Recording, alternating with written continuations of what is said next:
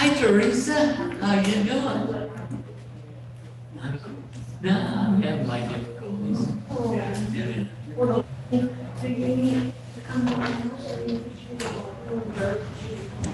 Well, you put me to dirt if you permanent.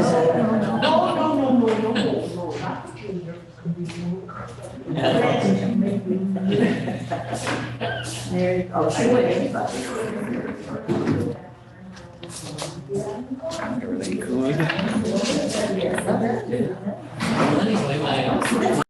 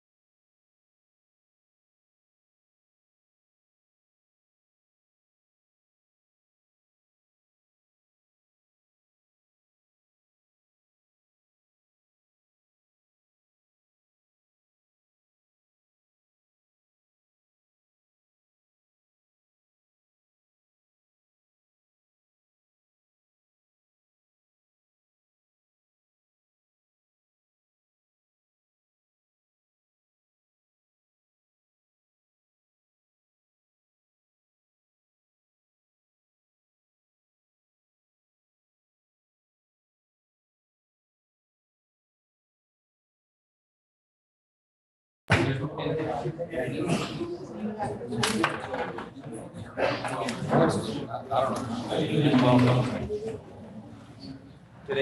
Tuesday, March 22nd, the time is 6:01 p.m.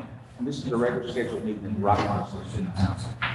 The meeting held in person at the training room in Rockport.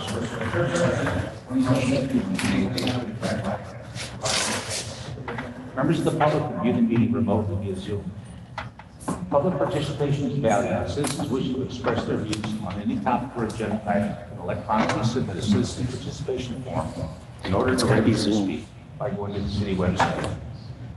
Or if there are any person registered before the meeting begins, using the same provide written comments to the city secretary by 4 p.m. on the day of the meeting. The comments will be read and summarized in the minutes of the meeting. I'd like to take roll call for attendance. Ward 1. Here. Here. Ward 3. Here. Ward 4. Here. Mayor here. I note the presence of the quorum and call the meeting to order. Please rise.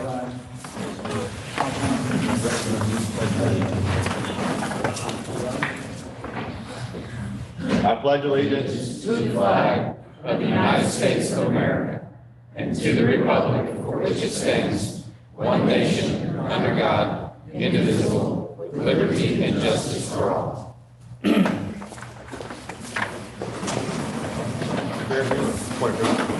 Thank you. Please. I'd like to ask Kim has witness release the verdict. We just thank you for the opportunity, the freedom to come tonight, Father, and discuss and deliberate important issues. We would just ask your presence here, Father, and your grace and your wisdom on council and mayor as they make decisions tonight. In Jesus' name. Thank you, Mayor. Thank you. We turned up the volume. Is that better? It's reverberating. So do y'all hear an echo? Did somebody zoom on that? So, and y'all zoom on the. Yeah, I can. Okay. I'll back away from the microphone. Does that help at all? It's not you.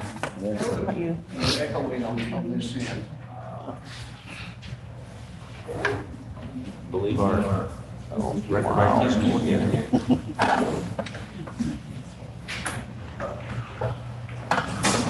See if we can't figure it out.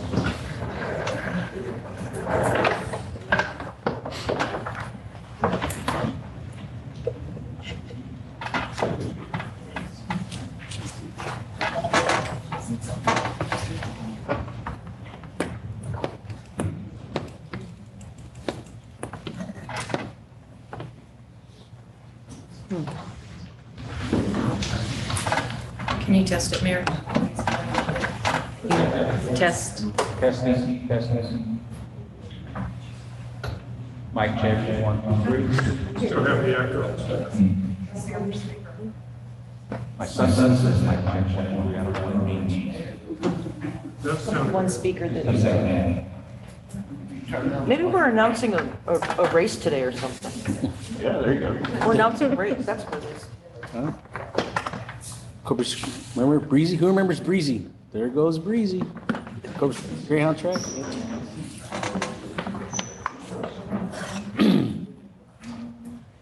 How about now? Okay. I think we're good. Thank you. Item 3, press presentation of the resolution mandatory What a football game. will be staged. And I believe we got some folks here. You want to come forward, George? Melanie, Kennard?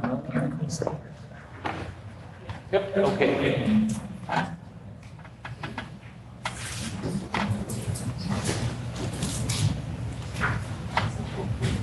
Welcome.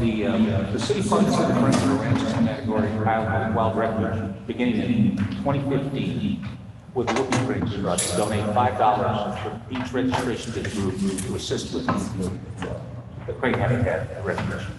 And this was the 33rd annual Whoopie Brings Trust on March 5th. We raised a total of $1,300 And what I've got here is a check for family. Yeah. Sit around.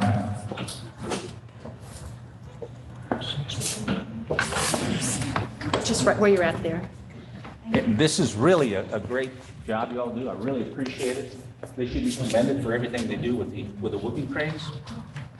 Great to see y'all. By the council, you want to join us? I was just waiting on that.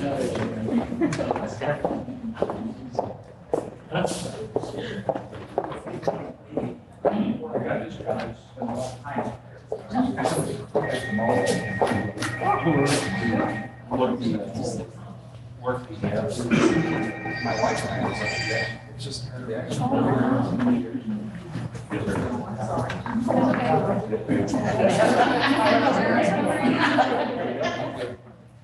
This way, we just start taking pictures and everybody can start. Thank you.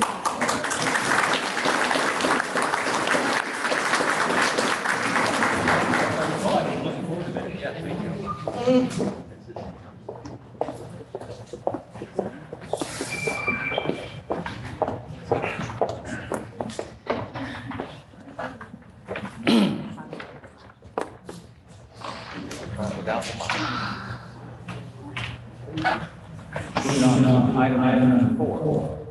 Workshop session. We're going to hear the regular proposals.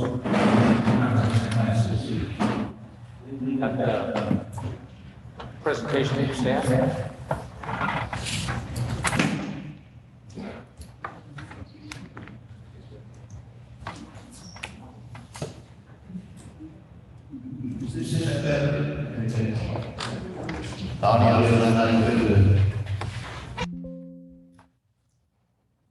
Is that one on? I'm not sure. You want to try up here, Mike? Try up here.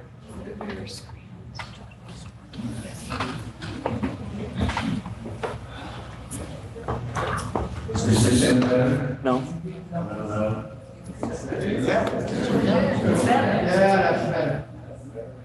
All right, well, I'll go ahead and get started, ready to get mayor and council.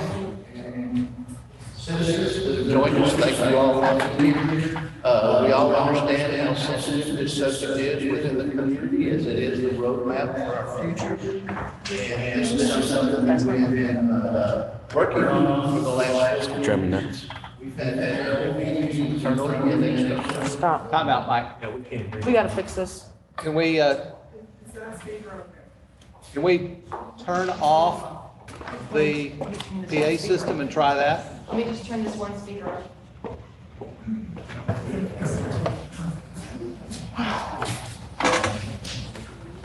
Apologize. It's hard when you're trying to work in a train.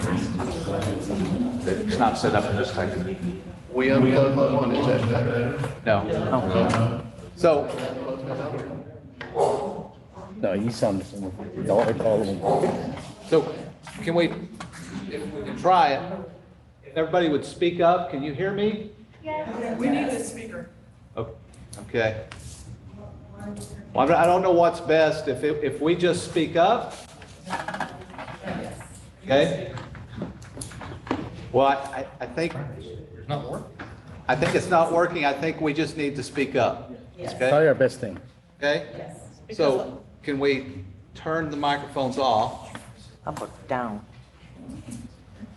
Is there any way just to turn the speakers down? The volume on the speakers coming out is so high. Well, he did that earlier, but couldn't hear him. Bob's at the thing. Bob, can you answer the question? I'm not sure if. Bob, can we fix this now, or? And then we.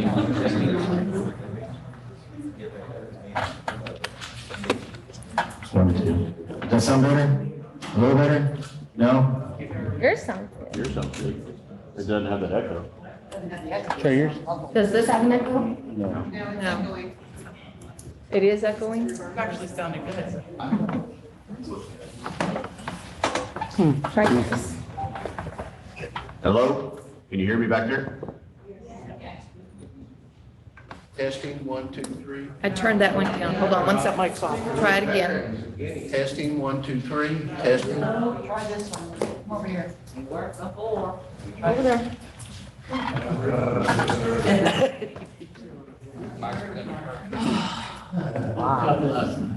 Start over, please, that one.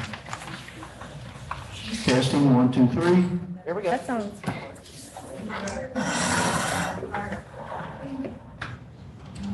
Our citizen's gonna speak, we have to have that mic on. We'll figure something out. Can everybody hear me? Yes.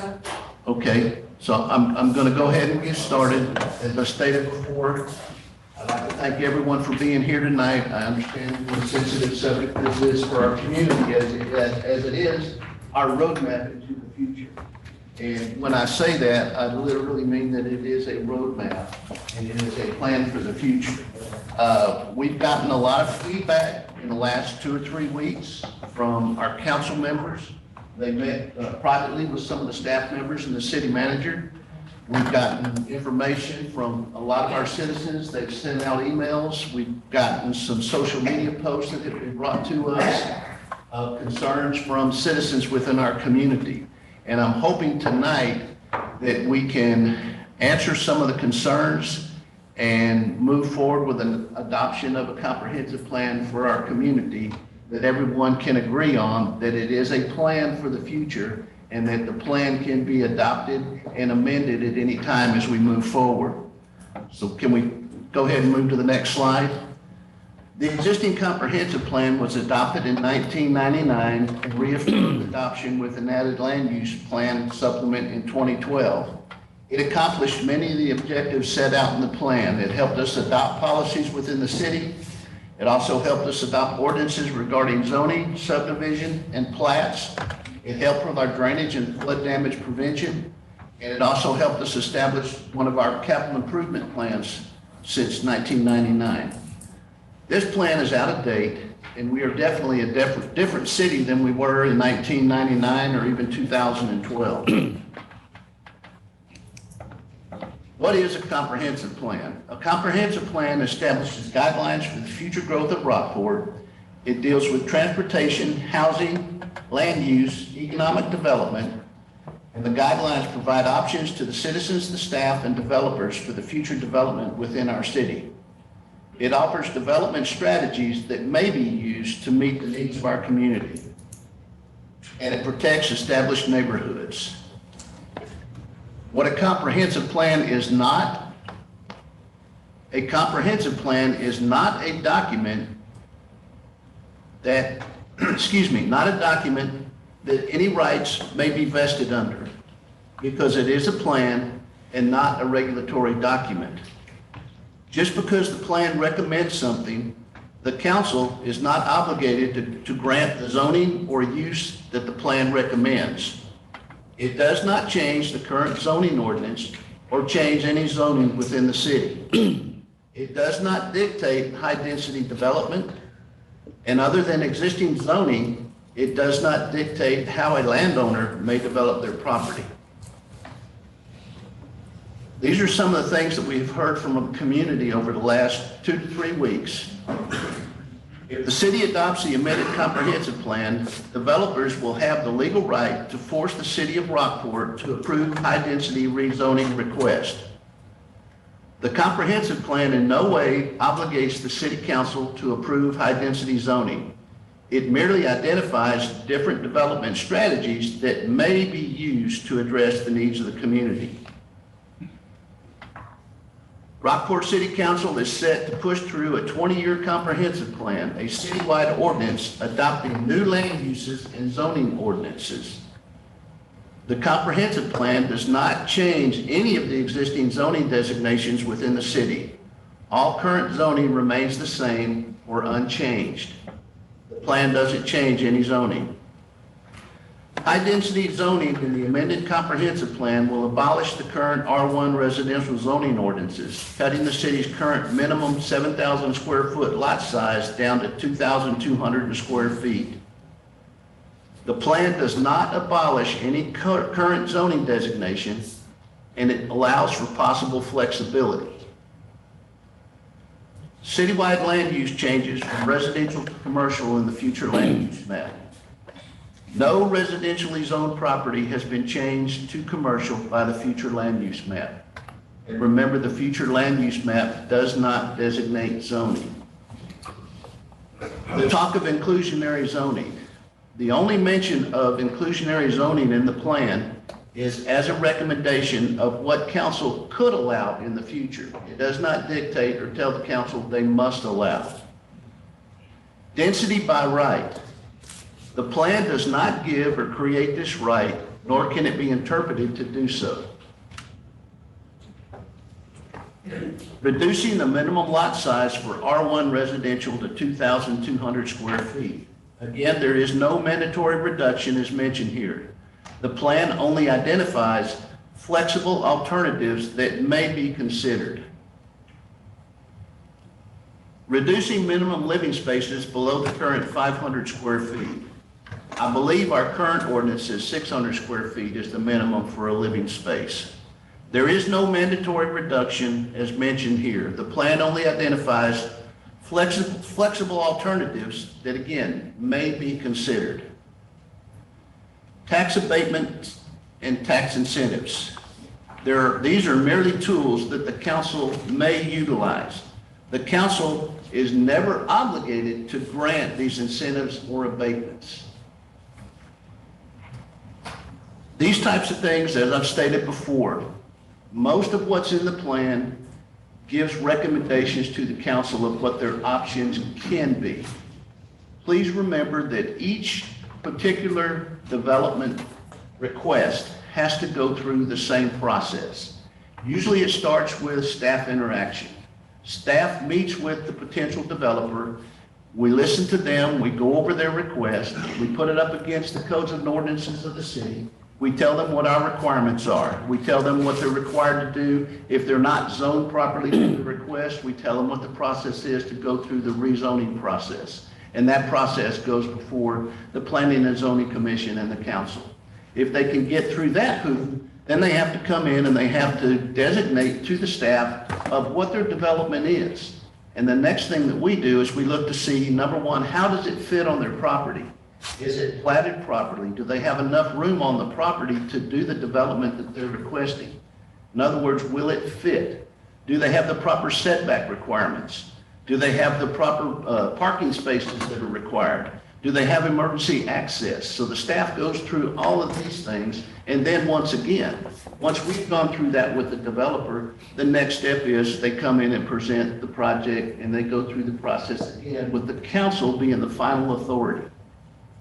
And there is flexibility. If you read the plan, the council can, if they so choose to do, they can grant certain variances, such as height restrictions, setback requirements, and those types of things. But again, that is the authority of the council, the sitting council, at the time the projects are brought forward.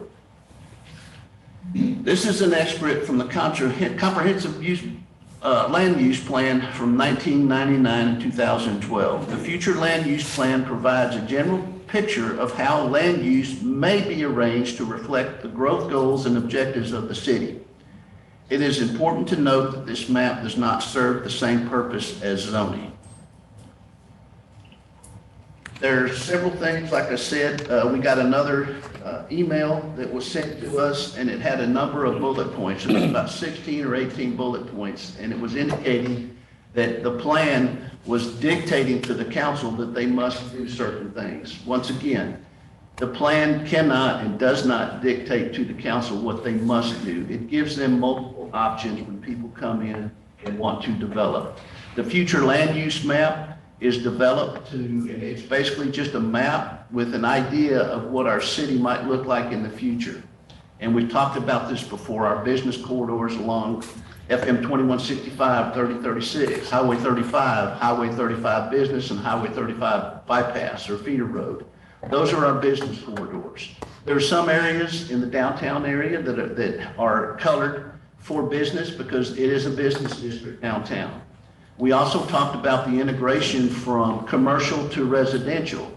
We've had some developments in the near past where developers have come in, and we've talked for a smooth development where we transition from possible commercial properties to residential properties. And when I say commercial properties, I'm not talking about a B1 type zoning. I'm talking about a commercial property in the R1 up to R6, I believe, not R6 because that's hotel motel, but we would have things like shops and restaurants, maybe a convenience store or something, but we wouldn't have a muffler shop or a bait stand or something transitioning next to neighborhoods and stuff. Like as I stated before, this has been going on for 4 years now. I know it's a very sensitive subject in the community. I know there are a lot of questions and concerns. We have met with the council one-on-one over the last month or so and gotten their feedback on the things that are important to them that they've heard from their constituents. So I'd like to open it up now to the council and ask if they've got any questions or concerns or any other things that I haven't touched on that they'd like to speak about.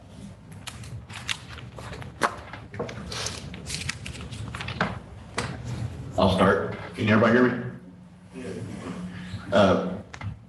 Mike, in our one-on-ones that we met with staff, some of that stuff that we talked about in there, is that what we talked about tonight during the workshop, or we already started working on some of those? No, we can talk about it tonight at the workshop. I do have the two slides that I think were the points of contention from the majority of the council members, if you want to put the first one up. This is plan integration. It talks about workforce housing. It says increase the supply of permanent workforce and affordable housing. The existence of opportunity zones south of downtown area may provide opportunities for a developer to create more affordable housing options. The Opportunity Zone program could be used to attract needed investment to the area. And the next one is, this is the one that was a point of contention. Allow for increased density by right. The city should consider amending the zoning ordinance in the district to allow for more residential development near the downtown. To meet the need for more affordable service worker housing, adjustments to the zoning code would also be required. Right now, the smallest unit that can be built is 500 square foot, but zoning that would allow smaller micro units could allow for more units per acre. Reducing minimum lot sizes of 2,200 square feet per unit could also allow for higher density construction that is more economically efficient for workforce housing developers.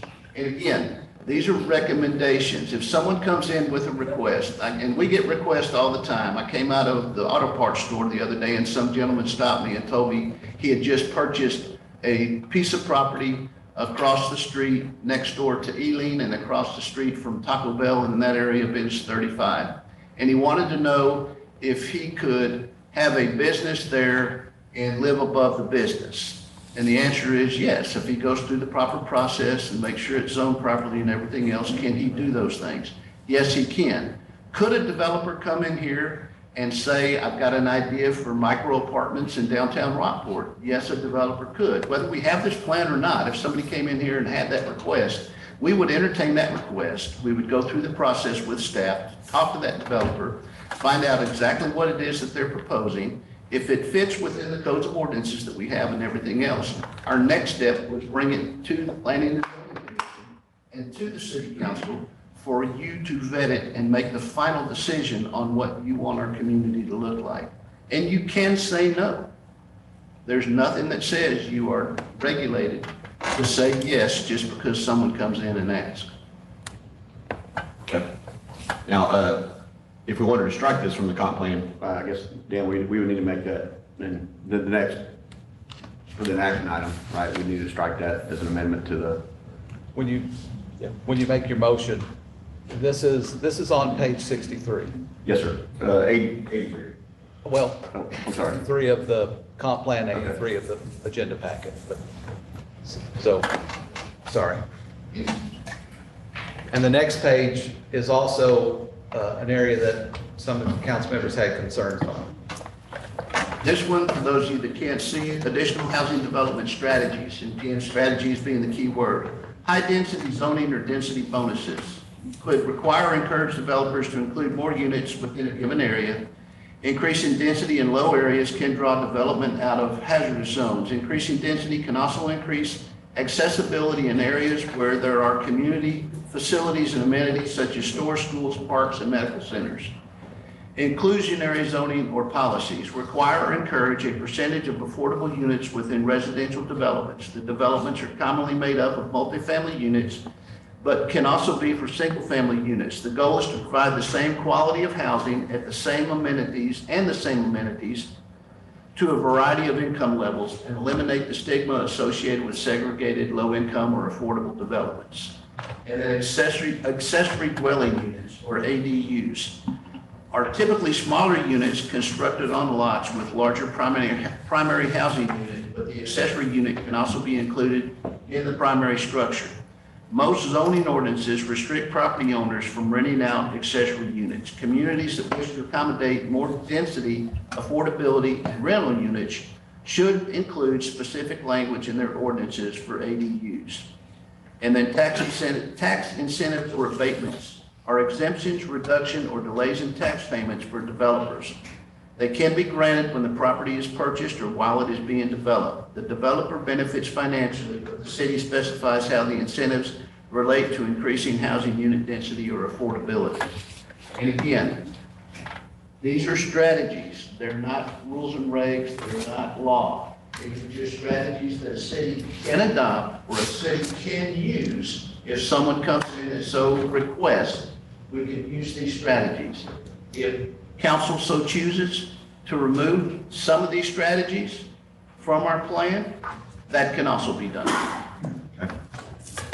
And then I guess, like my last thing I'll say, and then towards the end, and this is on our one-on-ones that I had with y'all, in the back where it has a whole bunch of the shells, do we change those or look at those and make those shoulds or coulds or mays? Yes. Just trying to change that legalese up a little bit. Yes, sir.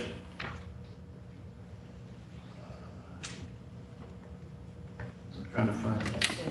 Yeah, yes, sir. Plan integration, we shall guide our designated programs in effectively preserving and revitalizing. And I realize in the back, and I've got so many papers here, I can't keep up. I do have all of that highlighted. Here it is right here. It is the summary chapter. Yes, sir. And it goes over each chapter within the plan itself. And you're exactly right. It says, you revise and amend, adopt and implement, revise and update, review and update, and y'all highlighted all those things. And again, at your direction, we can revise this portion of the plan, and we can put, different language in there that doesn't sound specific or guiding, if you will. Is that the proper term, Dan? But those are all recommendations. Right, these are the recommendations in the final chapter of the plan. And again, it recommends that if we are going to adopt some of these strategies and some of these things, this is how we would do it. It doesn't mean that we have to do it. As I stated before, it is a plan. It takes us into the future. It is a roadmap. And, we can adopt the plan, we can revise the plan at any time, and the plan does not constitute law. It doesn't mean that you must do these things. It means that you have the ability to do these things if you so choose to do. I have to. I was going to say, I guess, go ahead, Judy. Sorry. So again, to echo what you're saying is, so let's say some of these items or all of them get struck out, council decides to take them out. Doesn't mean that future council can come back and a developer comes in and pitches this idea for something as is. Doesn't mean that since it's not in the comprehensive plan, doesn't mean they don't have to do it. They could possibly still do what is being pitched at them, am I correct? Absolutely. If Yes. someone comes in tomorrow with an outlandish development request that we've never heard of before, we would still take that request and we would run it through the same process. no matter what the ask is, if someone has a piece of property and they wish to develop it, if it fits within the codes of ordinances, if it's not something that is, dangerous, it doesn't belong in Rockport, we have different ordinances for different things. Of course, we talk about smokestacks, we talk about sexually oriented businesses and those types of things we wouldn't want in our community. Someone can come in and still make those requests. We could have someone come in tomorrow and say, I've got this great idea, I've got this plant that develops, X, Y, Z, ABC, and I'm gonna have 3 smokestacks, and we're gonna have 14 fuel tanks. They can come in and make that proposal. The council always has the option to say, no, thank you, not in our community. Thank you. I mean, I knew the answer. I just wanted the audience to understand that. I guess, Mike, going back, and Mr. Morton, going back to the Shell thing, forgive me, Rockport graduate, A&M graduate, simple, the Shell word, it means that we need to follow that. Should, may, could, that gives us a little bit of gray. That's all, it's just, that's my concern in the Shell word, and I believe. I believe we did a word search through the document, and we found the word shall only a few times, and that can certainly be struck or amended. But even in that section, it clearly says these are recommendations, and it says, if you're going to do this, this is how you do it. So it is a recommendation, but we could certainly strike those words. And again, you guys direct us what you want to do. If you make a motion and tell us, hey, take page 63, 64 out, you can have us do that. But I do need to echo what JD said, is that if there is a developer that comes in and wants to propose a higher density use in the downtown area, first issue is that area properly is zoned for that. Okay, if it's not zoned for that, they have to request a zoning change, and that's a whole different process. And it's an important process.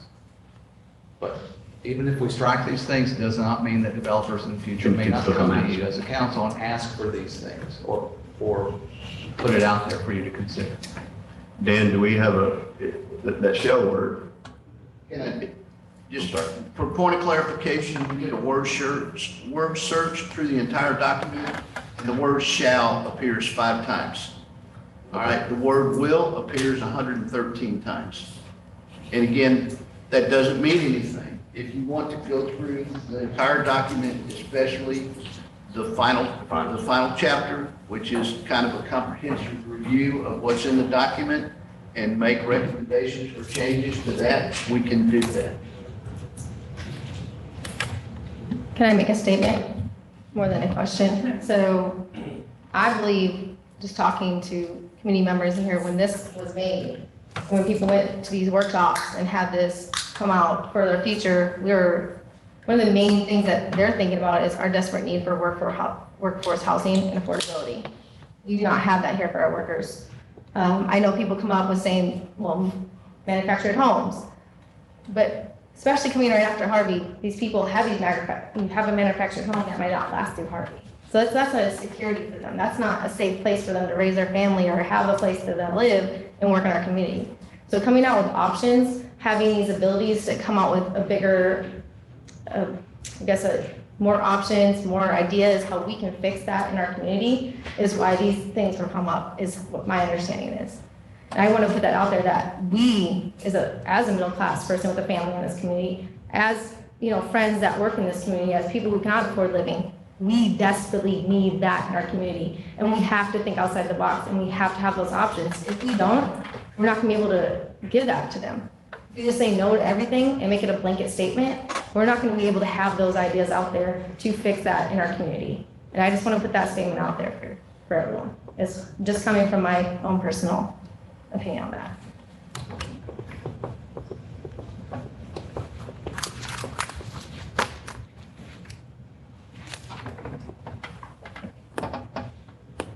Anybody else?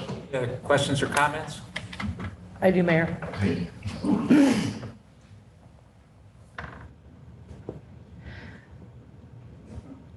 The general issue as I see it, there's a couple of things here, a couple of things going on. One is turning Rockport into Port Aransas, which is what these really seem to mean. Which of course we don't want to, we're Rockport, not Port Aransas. On the other hand, we as the council can make any changes we want to this. End of May, beginning of June, we have a new city council. What we decide does not bind the new city council. We can decide anything we want to. And 3 months down the road, it can change. Because we cannot decide for a future council. Just putting that out there.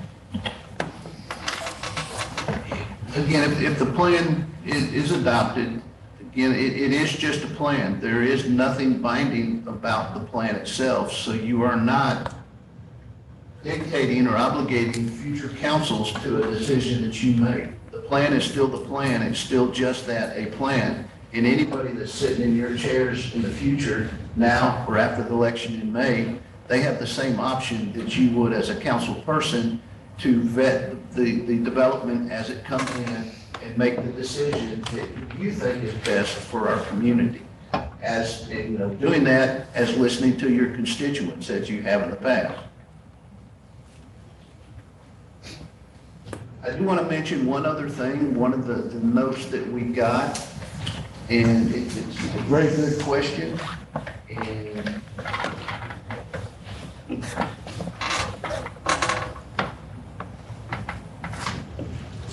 make sure that I don't say it incorrectly. It just says, please think about whether or not the city of Corpus Christi can and always will. And again, we do not buy our water from the city of Corpus Christi. We buy our water from San Patricio Municipal Water District. But thinking about our water supply, are we going to have enough drinking water to supply all the new apartments, condos, and homes in the future? And that is something that we are constantly aware of and constantly working with our neighbors and our suppliers to ensure a water supply for the future. We have a very strong, stable water system right now, and we have lots of capacity that will service the growth that we see in the near future. And when we get to a certain percentage of growth, then we would start looking at additional above-ground storage and those types of things, and working with our supplier to ensure that we will have enough water coming into our community for the future. So that was a question that was posed, and it's a very good question.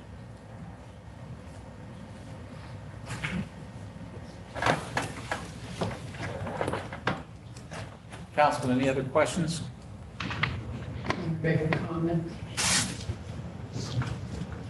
This is a workshop for council. We'll have comments when we get to the agenda item.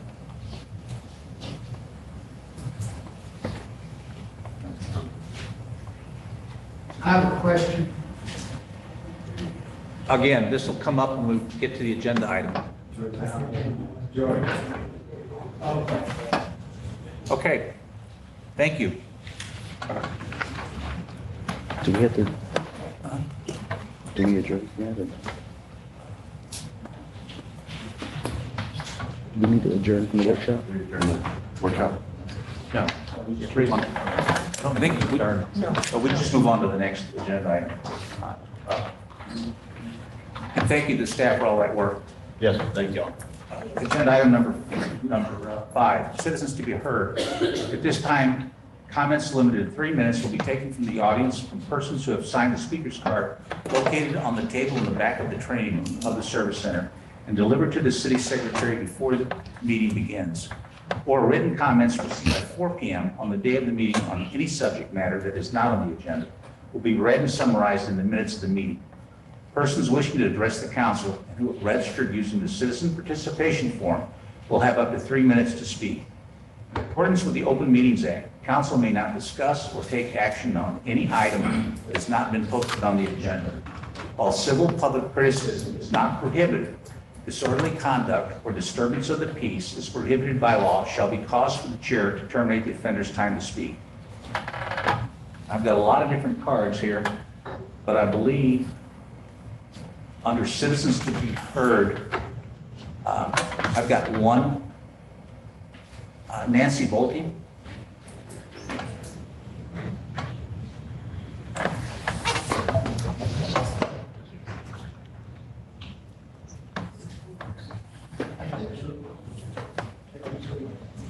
Can y'all hear me? Good evening, council. My name is Nancy Bolting, and I live at 201 Spanish Woods in Rockport, Texas. I only wanted to address one item, and that was the use of personal electronics during a city council meeting. I think it is very important that y'all are assigned, I think, electronics for your use for city business. And the fact that I know that you probably are getting text messages and other things during the meeting on your personal devices, I would like to see something come up at one time to eliminate those, at least during the time of our city meetings. You're here to do business for the city and not necessarily communicate outside of this. We ask our kids in the schools to do this. We ask people that are employed by certain businesses not to use their phones. Certainly we can do the same thing in our city council meetings. Thank you. Thank you, Ms. Bolte.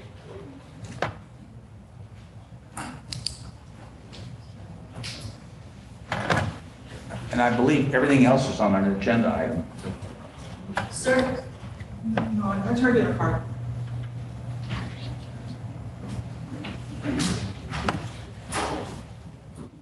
It says agenda item 10.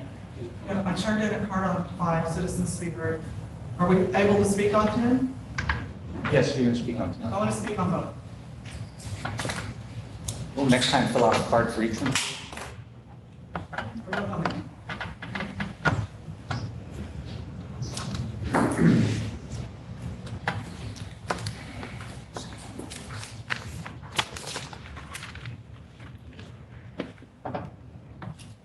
Thank you, Mayor and City Council. My name is Christy Rutledge, 1411 Dana Drive. Since 2005, I've lived at that address. This comprehensive plan has been opposed by a majority of your citizens for over 2 years now. The South Rockport neighbors have opposed this plan. They have over 300 members. I think Mr. Rikers will speak here tonight. I attended the July 13th and July 19th planning and zoning hearings. I also attended the November 9th and November 23rd city council meetings when this plan was discussed. On July 13th, all comments were in opposition to this comprehensive plan. I took the video, I posted it on the Aransas County. You're speaking on agenda item 10. This is for something that's not on the Citizens to agenda. be heard is what we're at right now. But right, it's on things that aren't on the agenda. May I speak No, on ma'am. citizens to be heard? On an agenda item, you're going to get to speak. Okay, so You're gonna speak on an you're agenda interrupting me. item, You but all not- know it's been Ms. opposed by a Rutledge. majority. Thank you. Okay, thank you. Now, Mr. Rousseau, you have a comprehensive plan on yours? Yes, sir. Is that what you want to speak to? Yes, but I wanted to just make. Well, that will come under item 10. Okay? Thank you.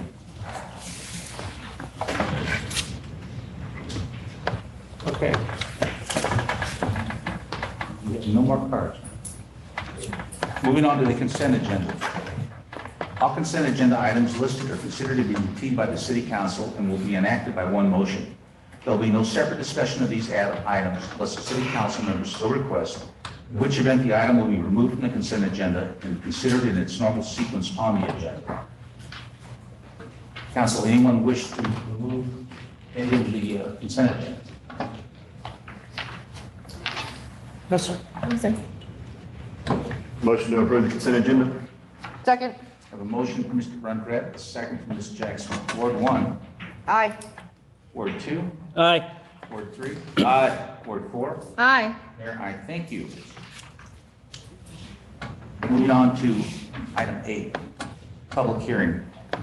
To conduct a joint public hearing with the Planning and Zoning Commission to consider the request to rezone. Well, we're going to open the hearing right now. The time is 7:15 and the public hearing is open. Item 8, conduct a joint public hearing with the Planning and Zoning Commission to consider the request to rezone property located at 520 West Market Street, also known as Smith and Wood Division, Block 73, Block 8R, City of Rockport, Aransas County, Texas, to B1 General Business District to develop office and warehouse space currently zoned R1 first single-family dwelling district. Mr. Kelly? That's you.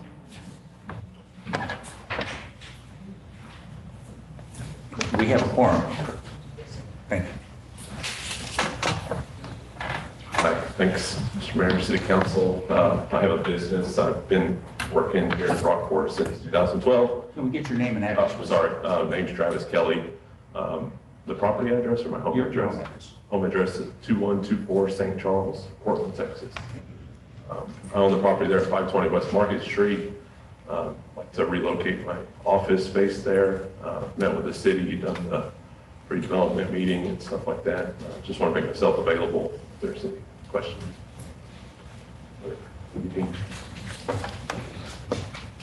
Does anyone wish to make a comment on this item?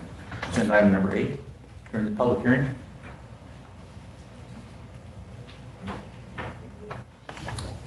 Now, this item will be considered in front of the Planning and Zoning Commission on this coming Monday at 5:30 in this room. Is that correct? So if anyone does come up with a comment they'd like to make, or they have questions, they can show up at that meeting on Monday at 5:30. Thank you, Mr. Chairman.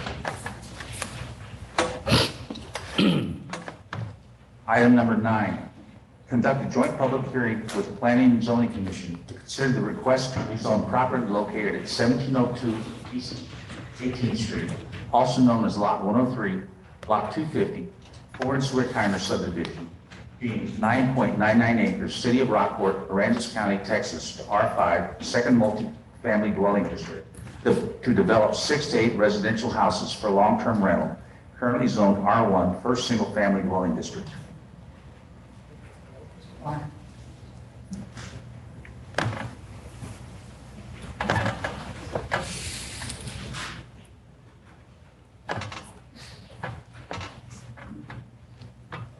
My name is Robbie Varner. I'm at 1702 18th Street, Rockport, Texas. Planning to build new homes there, 6 to 8 new homes for the purpose of long-term rental. And build my personal home towards the back of the 9.99 acres. That's basically what I intended to do. Thank you. Is there anyone here that would like to comment on this item? Again, there'll be a meeting this coming Monday at 5:30 in this room. And if anyone has any questions or comments about that, you're more than welcome to show up and address the Planning and Zoning Commission, which will be here that evening. Thank you, sir.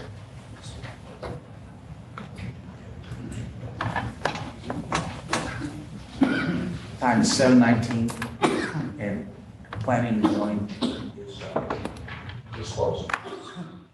Moving on to the regular agenda. Item 10, postpone, February 22nd, 2022. Deliberate and act on second and final reading of the ordinance of the City of Rockport, Texas, adopting an amended comprehensive plan for the city, providing that the adopted comprehensive plan shall supersede and replace any comprehensive plan previously adopted, providing a regular repealer clause, providing a severability clause, and providing an effective date. We've got several people that have submitted forms. And these will be addressed in the order that they were received. Some of these people have requested to speak, and some of them just want to have comments read into the minutes. And since there's so many, I'm going to share the reading with the council, reading duties with the council. First item is from Judy Sanders, 705 Raven Drive, Rockport, Texas. Please do not reduce the zoning regulation for single-family homes. I do not want houses so dense on a single property.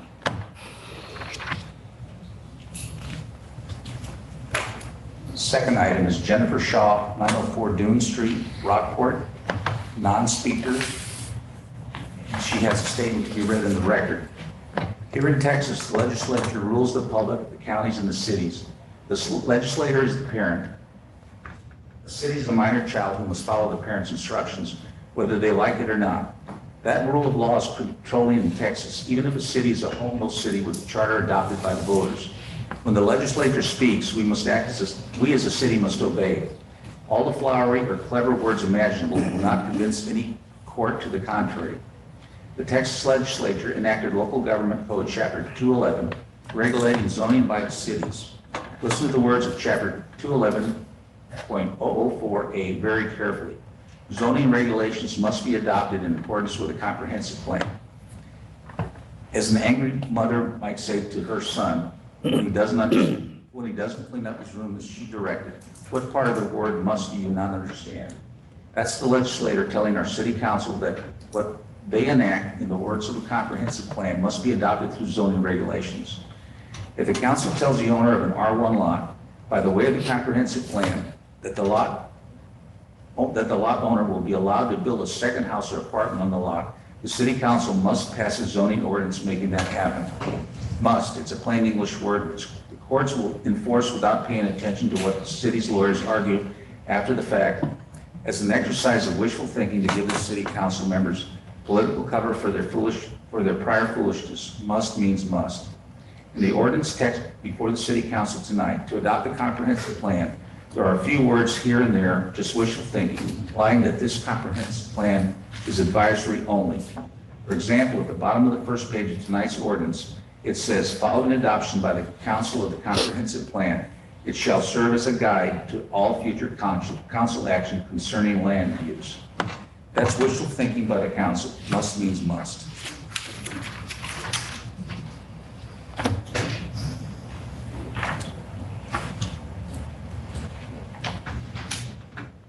The next item is from Mark Hagan. Mr. Hagan, are you here to speak? Please come forward, sir.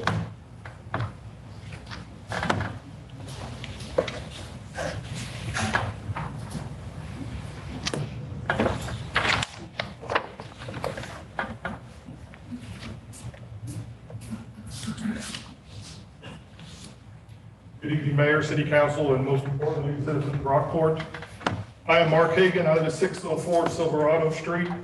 I've lived in Rockport, Texas since April of 2012 when I retired after 30 years in the United States Air Force. I need to have my objections on record that I absolutely 100% object and disagree to the strongest possible terms to the current comprehensive plan in its entirety.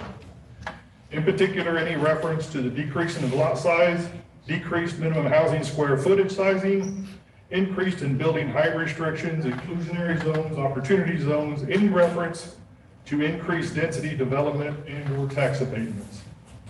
I just heard Mike speak several times and say that this thing doesn't matter or that statement doesn't matter. If that's the case, the whole plan doesn't matter. But it does matter. What this plan will do is it will draw developments with like-minded ideas. We're not Austin, we're not San Antonio, DFW, we're not Houston, etc. These plans for dense, walkable communities might be okay for them, but it is not for us. It's not for Rockport. In my last final active duty assignment, I was in charge of all things policing and security. The Air Force developed a new plan to come up with how to protect installations. Nobody really knew how to do it, so we contracted out the plan development. The people in the contract were actually people that developed this idea, so we thought they would be the best place to go. They came in with preconceived notions and ideas, and they developed a plan that didn't work for us because it wasn't our plan. So the wing commander came in and said, this isn't going to work, waste of time, waste of money, get some people together and make a plan. So that's what we did. We used local people with no preconceived notions to develop a plan that worked for us.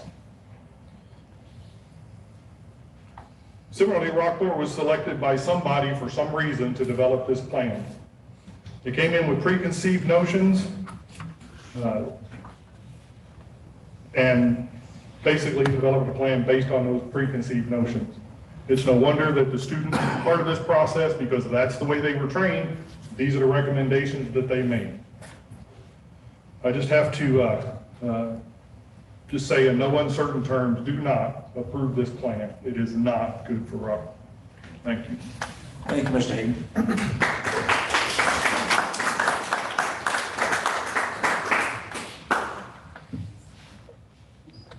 Oh, my turn? Okay.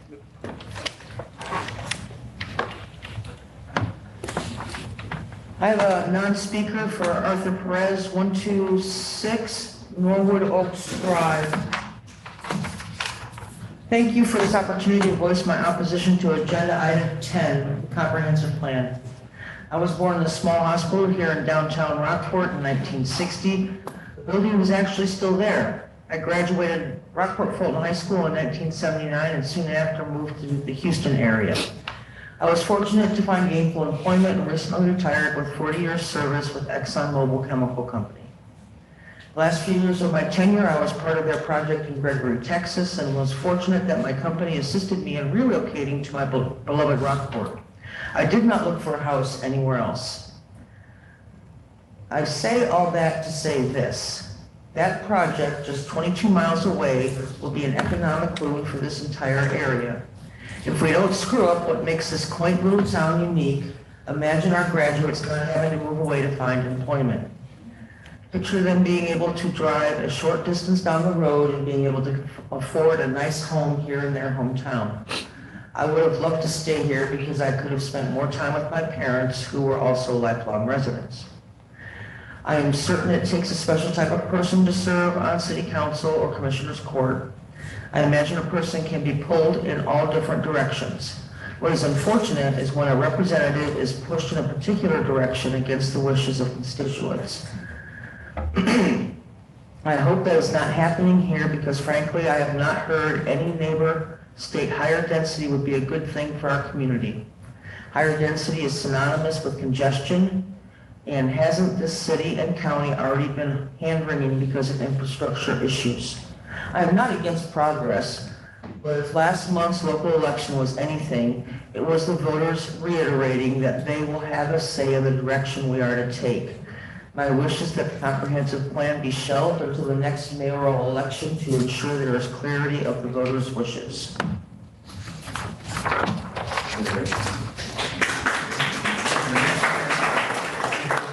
Chris Walsh wishes to speak.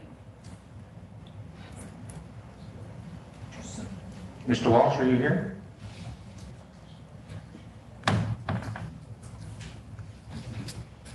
Okay. So non-speak.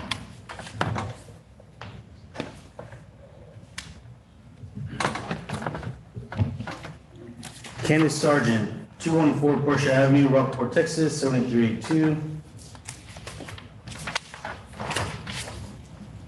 This is copied from Mr. Hagan. I strongly support every single word of the statement below. Need to let the entire city council know and have my objections on record that I absolutely 100% object and disagree in the strongest possible terms to the current comprehensive plan in its entirety. Any reference to decreased lot sizing, decreased minimum home square footage sizing, increase in building height restrictions, and any reference to increased density development. We're not Austin, San Antonio, DFW, Houston, etc. These plans for dense, walkable communities may be right for them, but not for Rockport. My personal opinion is you, as the local government representatives, are being led down a rosy path with the promise of money via grants, etc., to fall in line with our now liberal federal government regarding future city planning. You are supposed to be conservative Republicans, not liberal Democrats, but to any unknown outsider looking in, you could never tell the difference. Rockport was selected for help with this plan by whom and for what purpose. University students these days are fed propaganda and, in my opinion, are subject to attempts to indoctrinate them to a specific way of thinking. My own daughter could be a case in point, but she's smarter than that to buy in. They've been trained to view this development in this way, so of course it will be their recommendations. Must let all of you know, and if you continue down this path, I promise I will do everything in my abilities to have you removed from office at the first given opportunity. You may see this as a vile threat, so be it, but tides are changing in the words of the newly elected county judge. We need to get back to the basics. Do not approve this current comprehensive plan. Respectfully, Candace Sargent.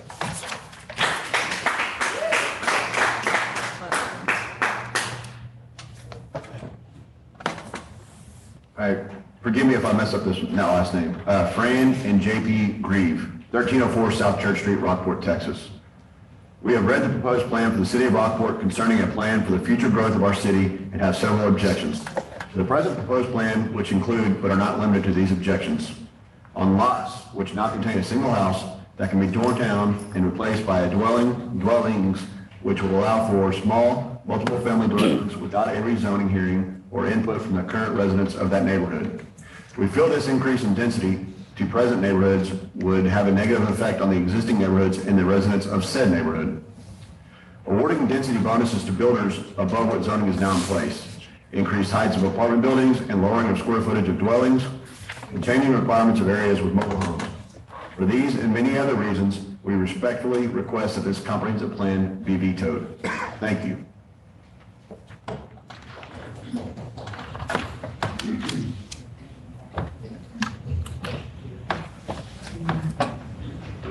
Karen McGee from 607 Henderson Street, Rockport, Texas.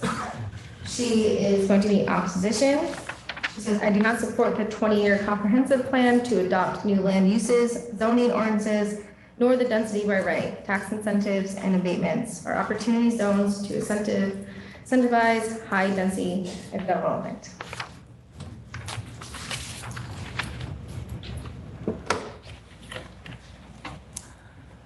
Michael Whitney,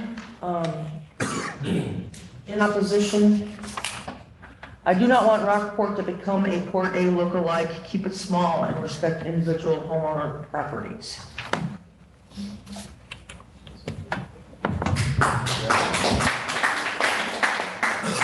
Curtis McGee, 607 Henderson, Rockport, 78382. Do not support the 20-year comprehensive plan. I oppose changes to the square footage and oppose changes to allow 4 to 6 houses being allowed to be built on a quarter-acre residential zone.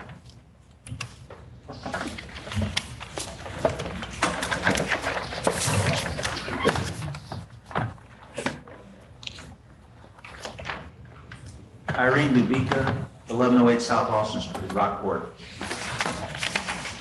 Hear ye, hear ye. There's absolutely no requirement by the state of Texas for any local entity to have a comprehensive plan.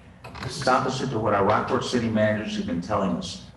Their obstinate scheme to approve a fatally flawed draft, despite our repeated and consistent objections over the past 2 years, solely for their convenience. Here's what the Texas Local Government Code, A, the governing body of a municipality may adopt a comprehensive plan for long-range development of a municipality. The municipality may define the content and design of a comprehensive plan. Note carefully that the word may does not mean will, shall, must, or is required. Also, the code states the municipality may define in its charter by ordinance the relationship between a comprehensive plan and development regulations and may provide standards for determining the consistency required between the plan and development regulations. Again, not a requirement. Since the entire first action item in the current draft implements a thoughtless default, it must be totally deleted.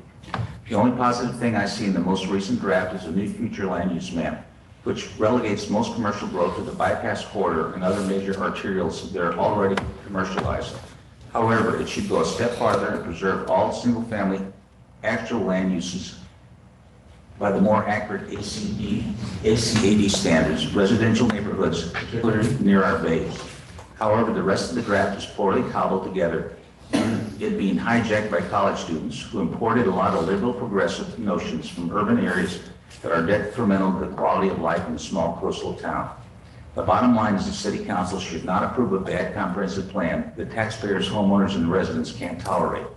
The draft is still controversial, even after every mention of the single most objectionable item of mixed. And just a point of information, Ms. Dubica is right when she says the state does not require a comprehensive plan, but the city of Rockport charter requires one.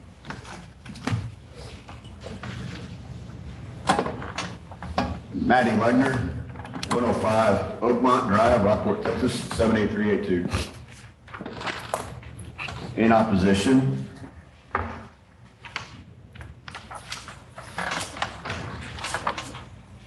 I am very much opposed to the comprehensive plan as written. I do not support the rezoning and reduction of lot sizes, tax abatements, and simply passing these irresponsible plans that will adversely affect the taxpaying citizens of this community. There is much to do to responsibly plan for the growth of our community by addressing the drainage problems, infrastructure, roads, sewer, and water, etc., before adding to our already strained infrastructure. It is not only irresponsible, but it is a completely backward way of thinking and planning. Go back to the drawing board and listen to the citizens.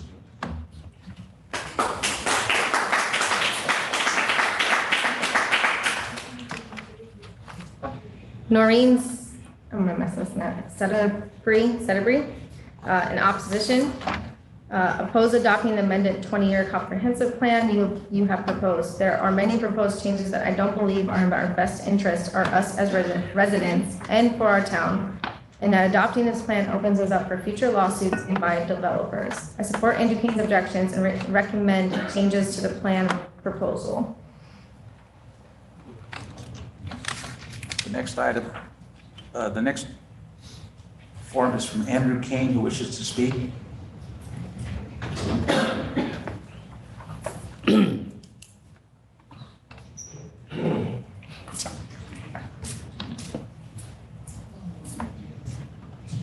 Thank you, Mayor and Council. My name is Andrew Kane, 2106 Lakeview Drive.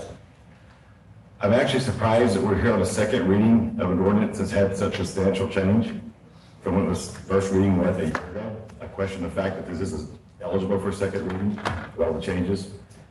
Many citizens and I have spoke to you and those before some of you on the council over the last 2 years about this comprehensive plan. We have not come at the last minute like some falsely state.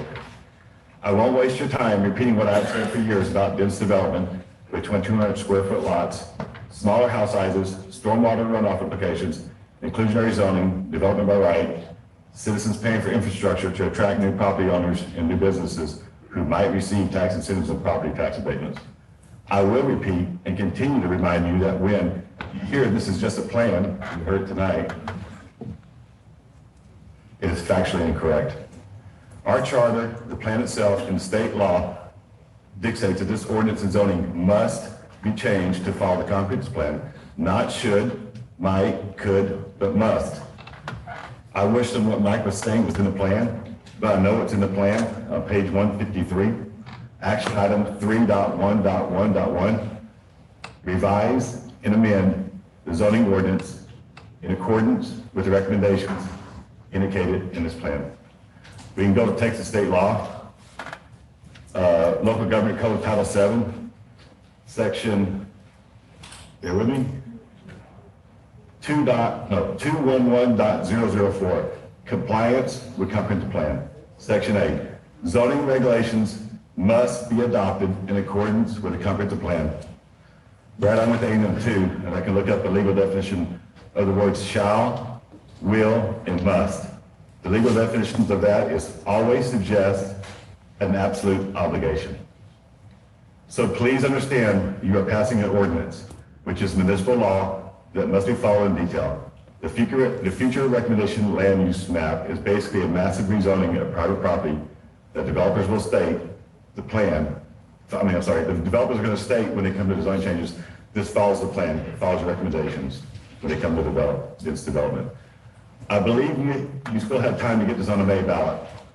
It's your job to represent the citizens of Rockport who have overwhelmingly opposed this comprehensive plan for countless meetings over the past 2 years. Our country is founded on citizens voting. Voting and respecting that vote is a freedom many generations of Americans have served to protect, and some died for it.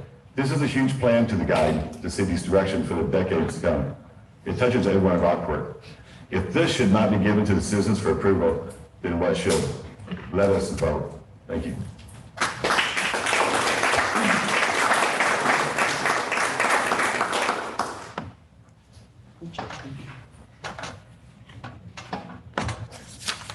From Ron Lawrence and Skip Carrier, please vote no tonight.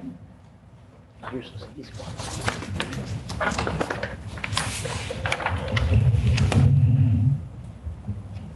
Matt Hesley, 2003 Tully Park, Rockport.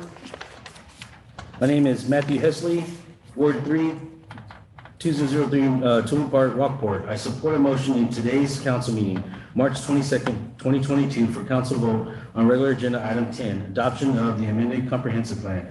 I further encourage and support a yes vote from the council to adopt the amended comprehensive plan. A strategic plan such as this merely serves as a flexible set of guideposts. I am satisfied that this document poses no direct constraint or ordinance, nor does it establish any future binding actions on the part of the city of Rockport or any other governing entity.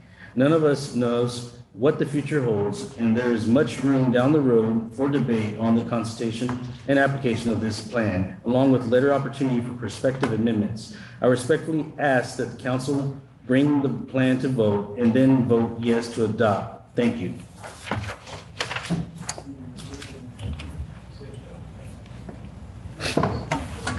John Burlett, 1315 South Church, Rockport, Texas. In support.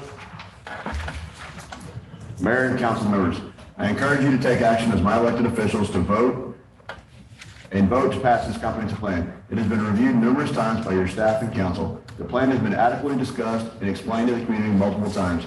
As development projects come before the council, you will have the ability to take each case on its own merits for approval.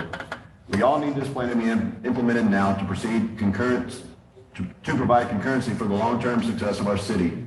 Discrepancies can continue to be addressed by your P&Z board and staff and be fully vetted before permitting is approved. Again, I support the passage of the comprehensive master plan that has been tweaked and been debated for an extended period of time and should be voted for approval at tonight's meeting.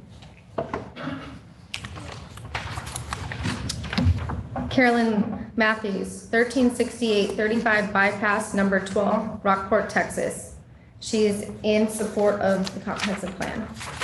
Dear Mayor Rios and City Council members, my name is Carolyn Matthews. I live at 1368 SH 35 bypass number 12 in Rockport. And I'm writing you today to voice my support for the passage of the comprehensive plan. And at the March 22nd City Council meeting, I feel this plan has been more than adequately explained to the public. I believe it is in the community's best interest that you vote to pass this plan at tonight's meeting. Enough time has been wasted trying to appease the few that only want to sow discord in our community. Enough is enough. Let's move forward. Thank you for all that you do for me as a citizen of Rockport. Carolyn Matthews.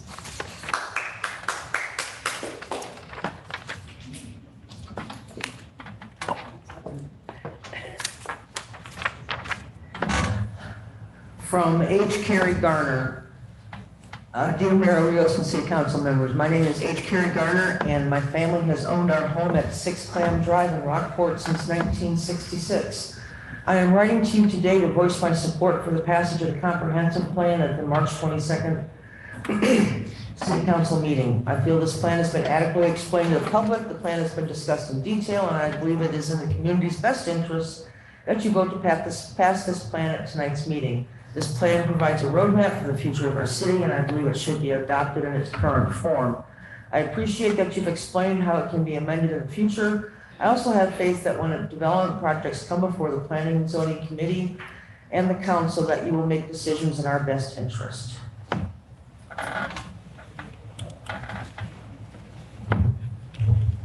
Mark Eshelman, 49 Flamingo Road, Rockport, in support. This plan has been discussed at a length and doesn't need to be discussed and challenged again.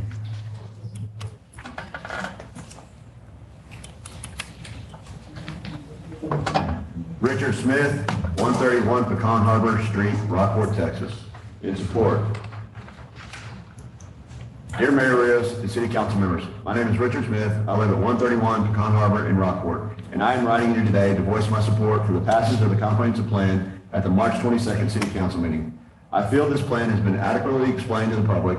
The plan has been discussed in detail, and I believe it is in the community's best interest that you vote to pass this plan at tonight's meeting.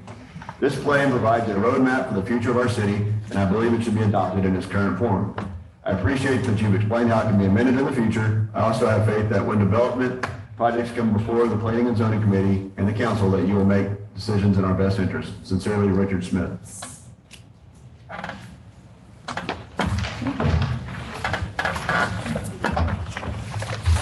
Kim Hesley,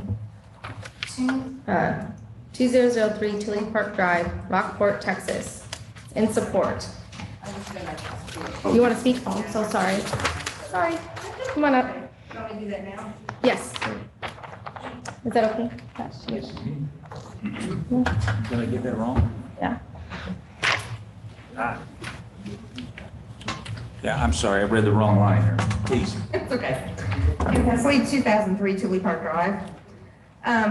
Originally, there were areas of concern in the comprehensive plan, but I am satisfied those areas have been addressed, especially at the workshop tonight.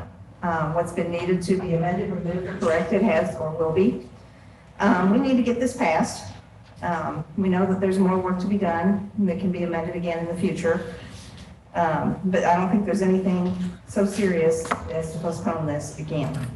As a member of the Planning and Zoning Commission, the future land use map is a tool, and it's part of the criteria that we use to make decisions on zoning requests. And we need an updated and most current future land use map. We need the most current tools available to make the best and most informed decisions for the future of Rockport. So I would encourage passage of this at this time. Thank you. Michael Meek. Non-speaker. Sir, do you want to speak or you want me to read this for you? All right, thank you. He is in support of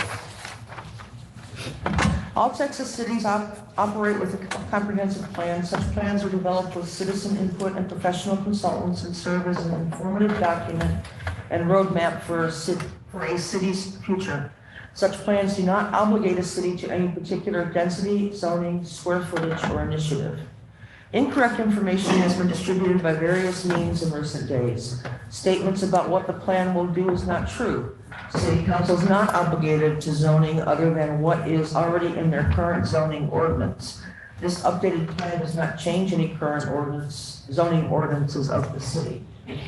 No areas are being rezoned from residential to commercial use in the plan. The plan does give this council and future ones the flexibility they need to consider requests on a case-by-case basis.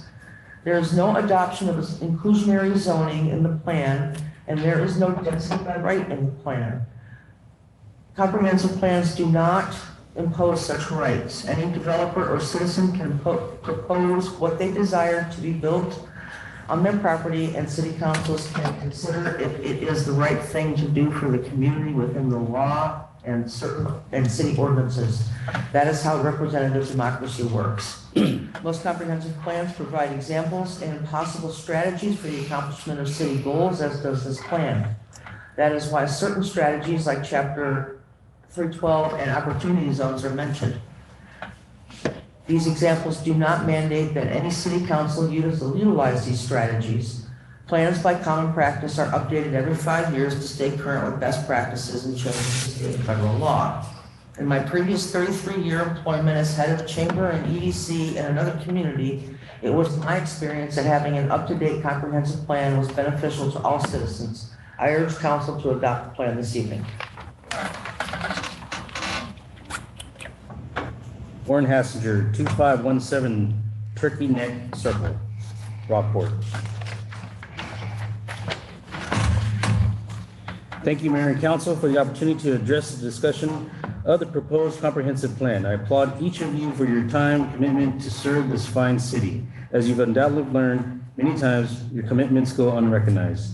Proudly served a partial term as a Ward 3 council member and currently serve on Planning and Zoning Board of Adjustment as well. Contrary to what the naysayers have propagandized on social media, the proposed comprehensive plan will not automatically change any of the current zoning in Rockport.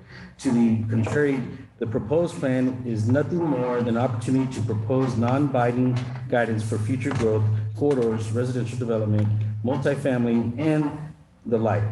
Unfortunately, some of those in opposition continue to speak out against the plan, when in fact, during the many months of discussion, they were nowhere to be found. Also, I find it odd that no one of the vocal opponents have ever volunteered to serve on a board or commission, but rather have chosen to become keyboard warriors with spreading half-truths, rumors, and outright lies and inaccuracies, many times making personal attacks to each of you as mayor and council members. The fact is, the comprehensive plan changes no Rockport zoning automatically. Instead, zoning changes will continue to be reviewed by the Rockport Planning and Zoning Commission and reviewed, discussed, and finally approved or denied by the mayor and council. Mayor and council members, please consider the proposed comprehensive plan to be a living document that can be reviewed and modified as circumstances and the passage of time may necessitate. To that end, I encourage each of you to vote yes to the proposed comprehensive plan. Consider what is best for our city. It's time to move forward. Thank you.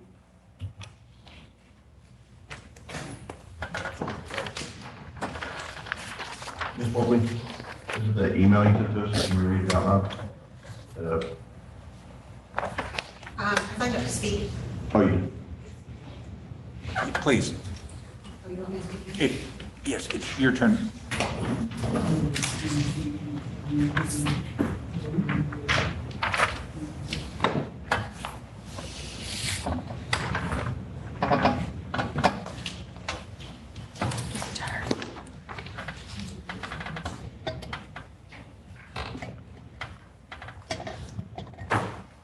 Good evening, my name is Nancy Bolting. I live at 201 Spanish Woods Drive in Rockport, Texas. First, before I get started, I just want to show you, this is the plan that everybody keeps talking about. This is the actual pages of implementation. There are 15 double-sided recommendation pages out of this whole plan, and there are 29 pages of implementation chart with some of the things that are recommended to go back into the plan if it was deemed recommended. So I just want to point that out. So I'm going to address the housing section, and please excuse me for this, Mayor and Council. First, I'd like to apologize for not harassing you outside of these chambers. I certainly meant to call you late at night, stop by your home late in the evening, refer to you in derogatory nature, or mock you at your place of employment. This seems to be the style of some of our residents who vehemently oppose growth, low-income housing, high-density housing, small lot sizes, so that the majority of our residents can afford to live in our community they work in. I recently came across numerous social media posts that fail to give accurate information and makes people in our community angry based on misrepresentations. They prefer to have large homes, large subdivisions that will eliminate the trees, and keep our low socioeconomic to middle-class citizens from owning a home, renting an apartment or condo that they can afford. Lot sizes, they want to maintain at 7,000 square foot, and no structure smaller than 500 square foot. I've handed a picture of a home that's actually in the county that's 448 square feet. 1 bedroom, 1 bath, has a washer and dryer inside. It's very nice. The reader is falsely led to believe this plan wants 200 square foot homes, compels the city to waive permit fees, forces the city to provide tax abatements, and forbids the installation of mobile homes in lieu of apartments. All of these are false. The social media posts also reference evictions in RV parks to replace them with high-density housing. There is no mention in this section of the comp plan as referenced, and is a false statement. What the plan does reference in case studies to make use of small homes mixed with apartments for lower to middle income families. There is so much incorrect information stated as fact that I'm unable to address each one of these. I will go on to say, though, that the plan does recommend educating low-income residents about home ownership programs and home buying tips. It also references the Texas Department of Housing and Community Affairs, as well as Texas State Affordable Housing Corporation, each of which can be researched rather than believing what is being force-fed online on a daily basis. This is a full plan, and these are the pages actually implemented. Please pass this plan. Let our future leaders have a guideline, and just know that we are fully in support of this. We have one group that's not, and they seem to be clustered in one part of town. Thank you, Ms. Bolton. You want me to read that? I got 2 here.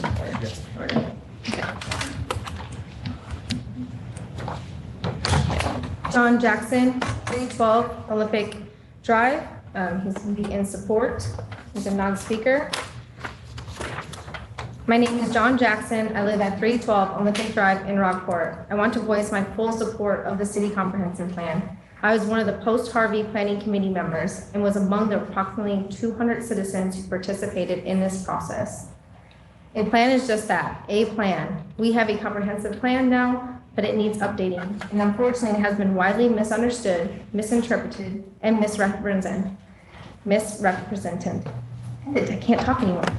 For one, it does not obligate the city, but just provides guidelines for the city council to consider in the future. It does not rezone areas. To the contrary, it gives the city council flexibility on a case-by-case basis.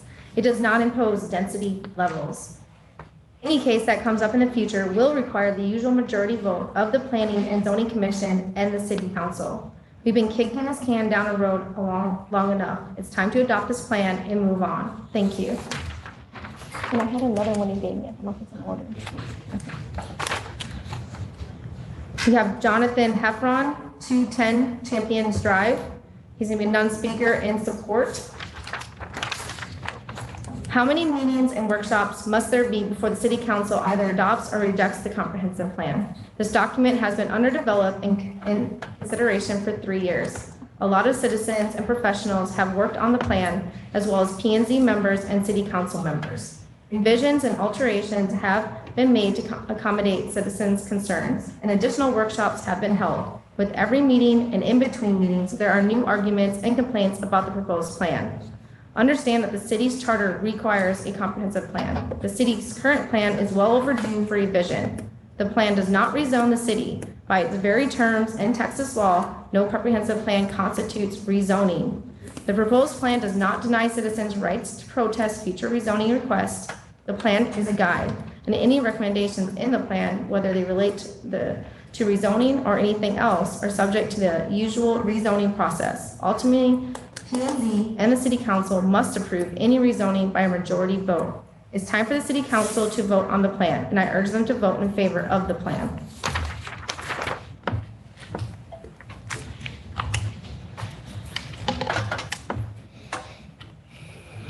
From Karen Mella.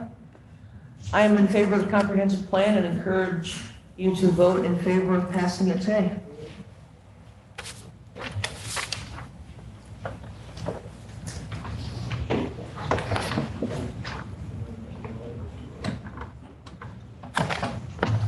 From Shannon Brader, 703 South Vern Street.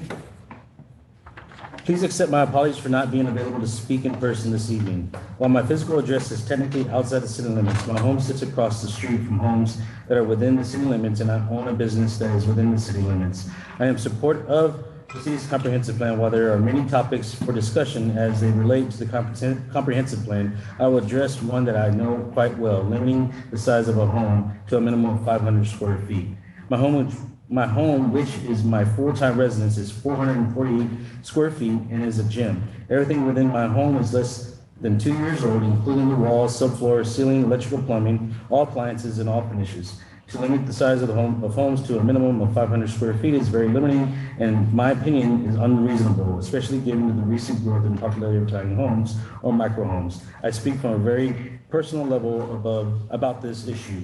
Approving this plan is not limiting the city to accept all future proposed developments. As you know, you all have the ability to amend the plan in the future, and any projects must still be approved by the council in Planning and Zoning Committee. There are some of the many reasons that I support the comprehensive plan. I believe that's the pictures that she gave us is of that little home. It's right down the road from where. Liz Murray, 13 Kingfisher Lane, Rockport, Texas, in support. The comprehensive plan for the city of Rockport should be passed immediately. Many experts in this field, as well as local citizens, have been involved in the planning stages over the past few years. We are blessed that our elected officials sought this invaluable help and that it was at no cost due to the assistance after Hurricane Harvey. This city is a recipient of so many grants that have improved it and will continue to do so. A lot of effort was put into that piece. A lot of effort was put into that piece of it with a lot of grant writing. I think it is imperative that we continue forward with this plan and acknowledge the impending growth that is already happening in Rockport.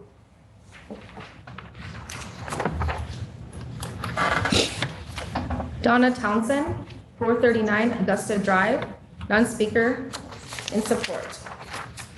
I am Donna Townsend. I live at 439 Augusta Drive. I'm in full support of the comprehensive plan. I know this has been a process, but I believe we are at a point where we can go forward as a community with good faith as it is, and knowing the planning and zoning community that there is room for change if needed. Also going forward with the trust of the projects that come along, that you make the right choices for our community. Thank you in advance, Donna Townsend. Now we have Pat Rousseau.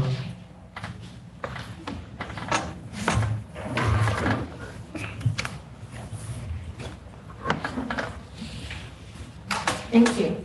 Pat Rousseau, 187 Heron Oaks in Whistler's Cove. This plan, as many have mentioned, and we all know, has been discussed for several years, very deeply discussed for the last many months. It is one of two issues that have divided our community in a way that is very unfortunate: the comprehensive plan and the downtown anchor project. Relating to the comprehensive plan, it was developed during Harvey recovery. Some people are still recovering from Harvey. Some people haven't moved back into their homes yet. But in the months that followed the storm, there were many people, myself included, who were seeing to our own needs and to our homes and to our neighbors' needs. So people from outside the community came in and facilitated this, and we had individuals who were not familiar with our community sort of driving the process. We currently have a comprehensive plan. It has been amended once this was shown tonight on the screen. I say, with all of the opposition that you have heard over the last many months, it is time to scrap this proposed plan. We begin again with real input from diverse groups in our community who are united in the fact that we want to move forward, but now have recovered enough from Harvey. We can give the time and the energy and the love that it will take. Thank you.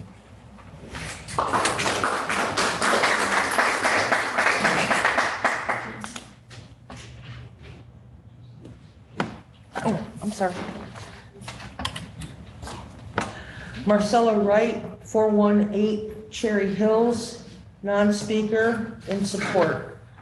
I completely support the comprehensive plan. We elect our mayor and council members to do what is best for the city. Without a solid plan, we wander aimlessly.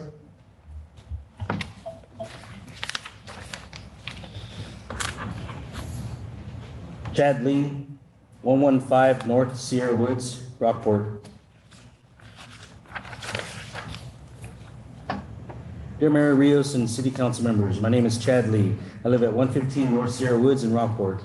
I'm writing you today to support the passage of the comprehensive plan. This plan has been adequately explained to the citizens of our community.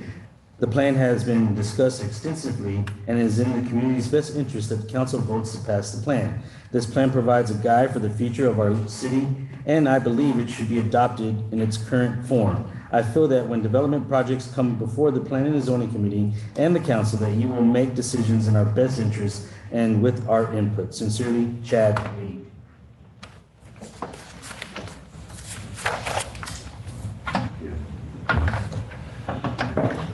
Linda Holzman, 338 Spanish Woods Drive, Rockport, Texas, in support. I attended a couple of roundtables wherein citizens were given time to ask questions, offer input. I believe the city needs a plan, and that this plan is not written in stone, but is over time, alterable as circumstances change. In other words, it's a good start to outline a means of growth for what we hope to become a thriving community wherein people want to live, work, and rear a family. There will always be detractors to change and growth, as there are now, but without input and discussion, there is no progress. This plan, as the name indicates, is very comprehensive, covering all aspects of Rockport's future development.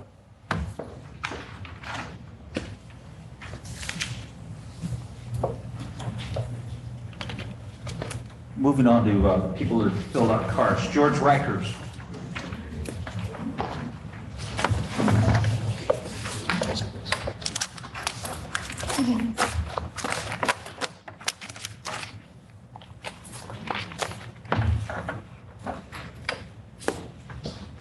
I'm George Rikers, 802 East Market Street. in Rockport, Texas.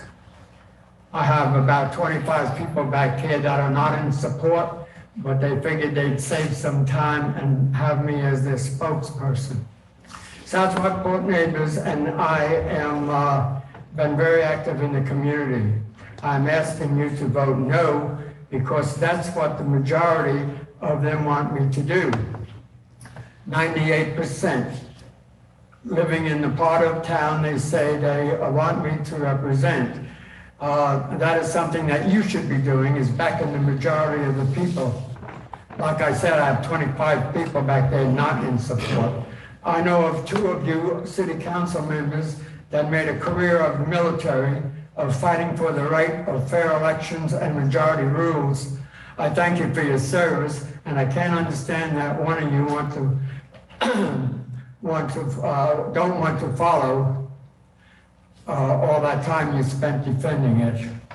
We have said for over 2 years now that the majority of people living in South Rockport do not want this. The majority of people live in Ward 1 and Ward 2. South Rockport has always been treated like a bastard child. Water Street is eroding to the point to no return, and the Harbor Oaks and the Country Club and even our members in Key Lagos are here right now. We have members from all over the city, in Little Bay Shores, and also in the Country Club. Some of our members are in Ward 4 as well. This is so controversial that I can't believe you want to be responsible for it. Why don't you let the voters decide? If it's such a good plan, the voters will approve it. One of the biggest mistakes that probably cost the county judge his seat was because he did not listen to the voters. Even if you think you know best, sometimes you don't. You need to listen. Most people have their life savings tied up in their homes while trying to raise a family, worrying about paying bills, paying for medication, putting food on the table, and now worrying about a potential World War III and the threat of virus coming back up again. They have enough to worry about. They don't need to worry about flood waters coming in their doors because you built 2 and 3 homes on one lot. And did anyone stop to think about the septic? We have lots down on South Magnolia Street that are still on septic. There's no sewer running down there. If you cut down lot size, you're not even going to be able to have septic on them. There's lots over behind Walmart on Patton Street also have no sewer running to them, and they're too small to put a house on unless they, they're too small to put septic on when they built their house. They need to have sewer down there. I think the city has enough to do without passing this bill, and I urge you to vote no.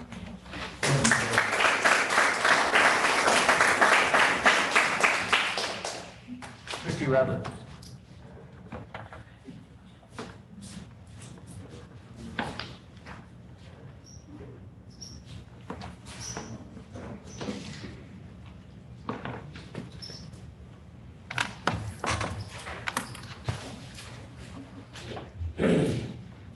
Thank you, Mayor, City Council. Is my mic on? It's Christy Rutledge, 1411 Dana Drive. I urge you to oppose this comprehensive plan. Vote no against agenda item 10. I want to correct the record. This plan was constructed as a roadmap. That's true. It starts with recommendations from committees or roundtables. 102 high school students, Rockport Fulton High School, were used in a study from college students to create the basis for inclusionary zoning. You should be ashamed of yourself for using high school students in that way and saying that inclusionary zoning is necessary. Your first recommendation for housing is inclusionary zoning to be used with tax abatements from developers, investors who would get free infrastructure to build high-density properties, density by right, density bonuses, opportunity zones. If anyone on this council has a vested interest in opportunity zones, and I think they do because they recused themselves for a vote for opportunity zones that was supposed to be workforce housing, but it ended up being short-term rentals. That was recent. So if somebody here has a conflict of interest, they need to recuse themselves from voting on that. And I think they know who they are. So goal number 1 of your plan, you start with recommendations, it comes into goals, those goals are turned into objectives, and then you have action plans. So your implementation section is provide for a balance of land uses and associated regulations. Achieve a more inclusive land use plan and comprehensive zoning ordinance. You are rezoning comprehensively across the city of Rockport with this plan. This plan will be adopted as an ordinance. The first action item, revise and amend zoning ordinance in accordance with the recommendations. You all know that the recommendations are what need to be removed. Mr. Brundrett, you're my council rep. We talked about this. How the inclusionary zoning, you recommend removing the plan integration. That's not enough. You have to remove the recommendation, the objective, and the action items, along with the plan integration. There are over 14 integrated plans within this comprehensive plan. They have never before been presented to this city council. One of them by Texas Tech, legal mechanisms for hazard mitigation, includes annexation. The annexation objective in this comprehensive plan needs to be removed entirely. The tax abatements need to be removed entirely. July 19th, the city attorney confirmed that any developer that has a pending request can compel this city of Rockport to approve that development request. Set the record straight, you all. You have a responsibility to your current individual property owners to get the correct information on the record. Opposed, agenda item 10. Thank you.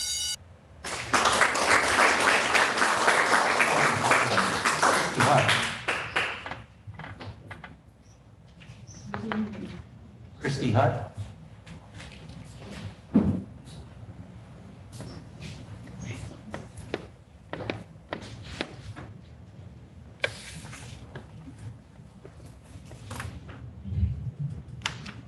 Good evening, Mayor, Council, and of course, my fellow citizens.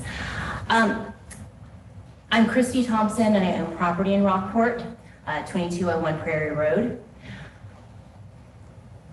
Words matter. A plan is to achieve something.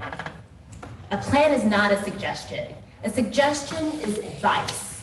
A suggestion is a recommendation, and usually asked to be taken. Last time I checked. I come here today to ask you to call a motion to add the comprehensive plan to the ballot in this coming election. We all know it will not cost any additional money to include the comprehensive plan to May's ballot. This plan dictates our future growth for the next 20 years. The citizens should have a say because we will be affected by this plan. Put it on May's ballot.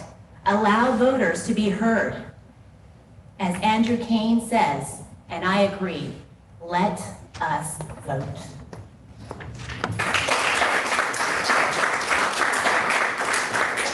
Jeff Hutt.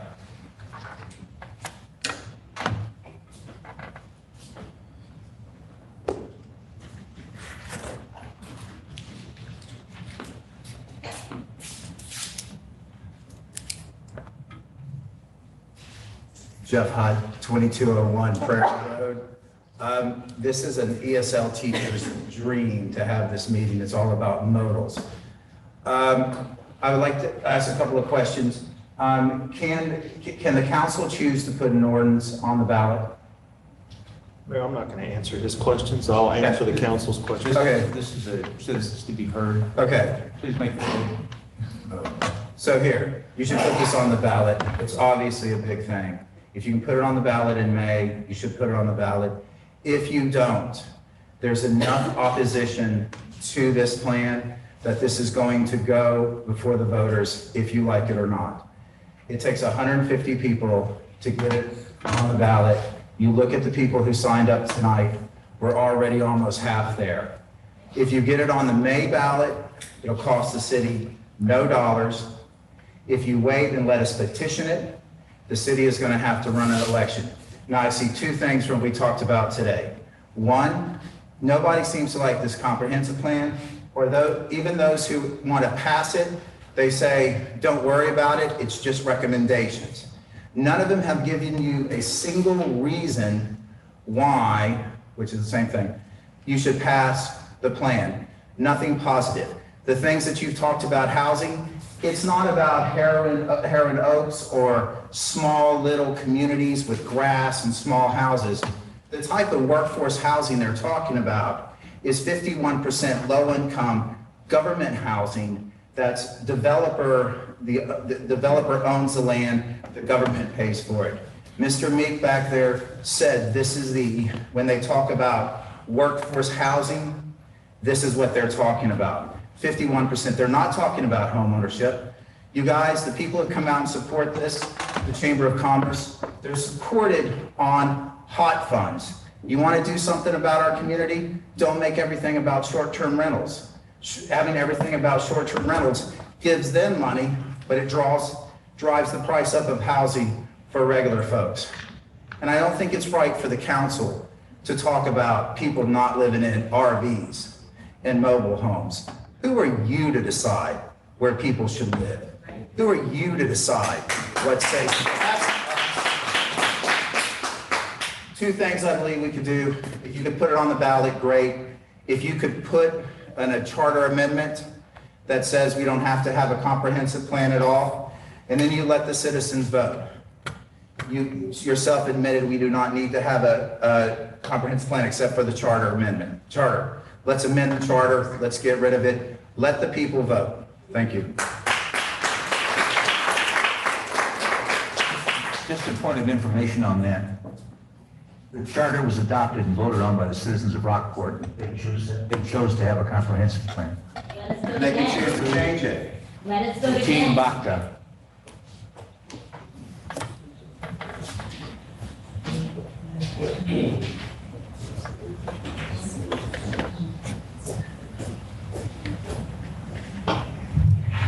Jatine Bacta, 2950 Business Highway 35 North. We're going to put you out of a job. We're going to vote everything in. I urge the council to approve the comprehensive plan. This plan has been years in development. I feel that this plan provides the best option for the future of our community. I echo the same feelings as others. This is not a perfect, but it is far better than the one it is replacing. It is derived from citizen input that has been formatted by institutions that assisted our community after Hurricane Harvey. I support this plan because it is a roadmap, not a rubber stamp for future development. The citizens and council still have the final word in future rezoning and developments. Thank you. Thank you. I have one last card. Brett Bolting, 201 Spanish Fork Drive, Rockport. Concerning the comprehensive plan, he's a non-speaker. Read only, please. In support of the comprehensive plan, pass as it is. Thank you.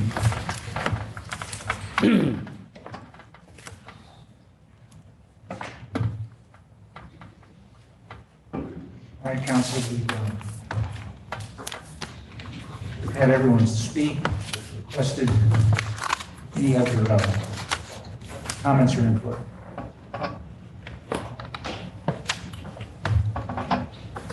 I think my word has been very loud and very vehement.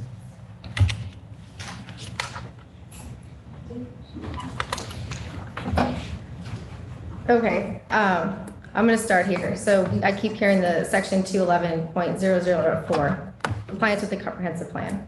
Zoning regulations must be adopted in accordance with the comprehensive plan. It must be designed to, we're forgetting the latter part of this part here. Lessen congestion in the streets, secure safety from fire, panic, and other dangers, promote health and the general welfare, provide adequate light and air, provide the overcrowding of land, avoid undue concentration of population, or facilitate adequate provision of transportation. I'm asking you, Dan, to clarify that for us so we can have that clarification out here. So, yeah, you're correct. The other 7 items that zoning regulations must be designed to are pretty critical here. And it's the reason why, despite the adoption of a plan, requests that don't fit the zoning that's in place have to come through the process. Because regardless of what the comprehensive plan recommends, if that individual request does not meet those objectives, there's no obligation, there's never an obligation for the Planning and Zoning Commission to recommend approval, and there's no requirement that the city council adopt that. And, you know, I've been doing land use law for over 20 years. I deal with comprehensive plans all over the place. I could give you example after example of situations where when a comprehensive plan was adopted, it recommended a particular use in a particular area. And by the time an application actually came forward to accomplish that, times had changed, development had changed in the area, and that council did not want to adopt that, and they didn't adopt it. When those scenarios happen, ideally, because it's a living document, that portion, that whatever that corridor is or whatever that location is, needs to be reviewed for amendment of the comprehensive plan because the situation on the ground has changed. By the same token, I've seen situations where there was no particular use in place because it was open space, and the plan had to be amended before any kind of zoning could be recommended there because it was just in the plan reflected as this should be open space. So before anything could happen, those amendments have to take place. So, you know, I guess my takeaway is that it is not accurate to say that once this is adopted, then boom, you must adopt regulations. That is not what that says. That is not how that is interpreted. That is not how any case law that you will ever find dealing with comprehensive plans and zoning plays out. There's been, and I want to address that too, because there's been some mischaracterization of a very recent case that came out of 13th Court of Appeals that happened in Austin. That case is dealing with the city of Austin doing something that we never recommend cities do, and that was they tried to accomplish a massive rezone without individual notification. Had nothing to do with the comprehensive plan, right? This was zoning. This was, their comprehensive plan's in place already. What zoning requires when it's an actual zoning case is, as you all know, and as our P&Z knows, individual notification within a 200-foot radius of wherever that request is. What that case that was distributed around Rockport is talking about is when you try to rezone a larger area, right, not an individual piece, and bypass all of that individual notification. And the 13th Court of Appeals correctly ruled, you know, that is not the intent of the statute. That is not at all what, none of that case had anything to do with the comprehensive plan. Comprehensive plan is not zoning, and that is not applicable. That situation is not the scenario here. That would only come into play down the road when actual zoning cases are done, and as we heard Mike and staff talk about, there's still a process to be followed. One other thing I'd like to touch on is this idea that, so taking things out of the comprehensive, absolutely the council has the discretion to remove some further things from the comprehensive plan. What I would say, just as an aside, is those things that are mentioned, nothing, and I think Mike alluded to this, nothing prevents a developer from coming in today with those same ideas and those same desires and those same questions. And if the property they own is already zoned appropriately, they can proceed. They don't need anyone's permission if it's zoned accordingly. If it's not, then they have to go through the process. Whether it's mentioned in the comprehensive plan or not is when we talk about types of housing. And if I'm a developer and I'm building an apartment complex, I can certainly set aside, on my own decision, set aside as many units as I want for whatever income level I want to set those aside for, whether it's in your plan or not, and I don't need your permission to do that. And so when we talk about this controls all those things, I think that's given a little bit too much credit to the comprehensive plan because it absolutely does it. Tax abatements, enterprise zones, you can adopt those anytime you want to, whether that is in your comprehensive plan or not. It's only listed in the plan because it's a tool often seen in development. But it's available through the tax code, whether it's in your comprehensive plan or not. And if I'm a developer and I want to, and I request a TERS, you'll be able to tell me yes or no anyway, either way that it's, whether it's in here or not. So I just don't want people to misunderstand what this does or what it doesn't do. I also want to just point out that I think just to go on what you're playing, we have that word comprehensive plan, just clearly written on our future plan map. A comprehensive plan shall not constitute regulations and establish zoning district boundaries. I think that gives us more of a steady hand too, that we are not changing zoning as it is. And I want to make sure that's clear. I also want to just kind of clear on with the RVs. I don't want to tell anyone where to live. I want to give people options. Our community needs options. We have middle class, we have workers, we have people who are not be able to live in their homes, yes, from the hurricane. They need options, and we're not giving it to them. RVs, duplexes, apartments, small homes, whatever we can, why would we not want to give them options to live and take care of their families and their loved ones? That's where I'm coming from, when I say I want to give people options. I just want to make sure that's clarified, and I think this plan it opens us up for these options. We don't have to do anything. We still have to get everything approved through every channel, just options.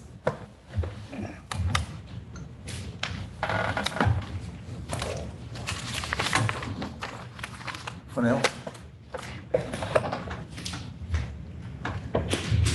We'll make a motion to approve the comprehensive plan, striking pages 63, 64, and I'm not real sure how to talk about the verbiage, the shalls and shoulds. That would be like amending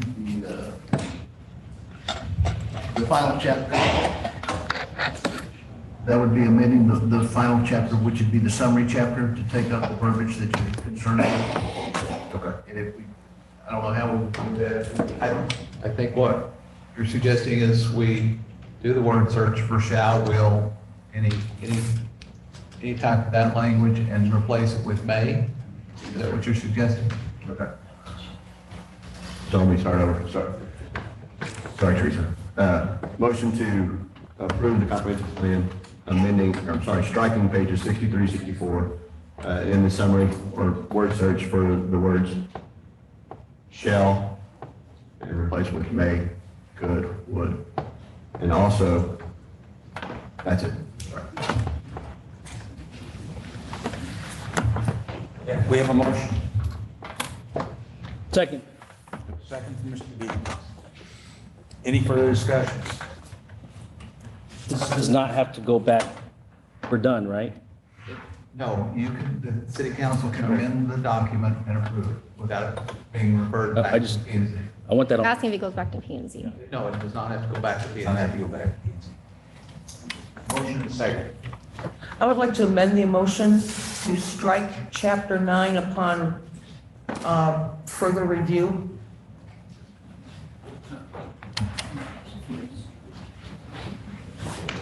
That's a motion or No, it's amendment. It's amending motion. amending, so you want his language also? No, he's asked, that's a question. Oh, instead of, so it is an intervening. No, I mean, you want to amend it to add that to his motion? Yes, Would you repeat it? yes. I want to amend the motion to strike chapter 9 and review at a later date.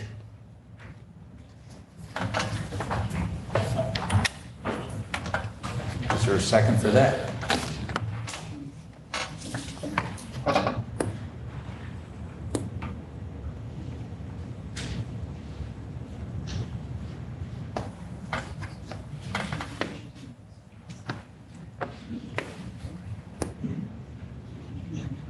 Bring it up, chapter 9. Yeah, I'm trying. 1 second. Yeah, chapter 9 is the implementation. Okay.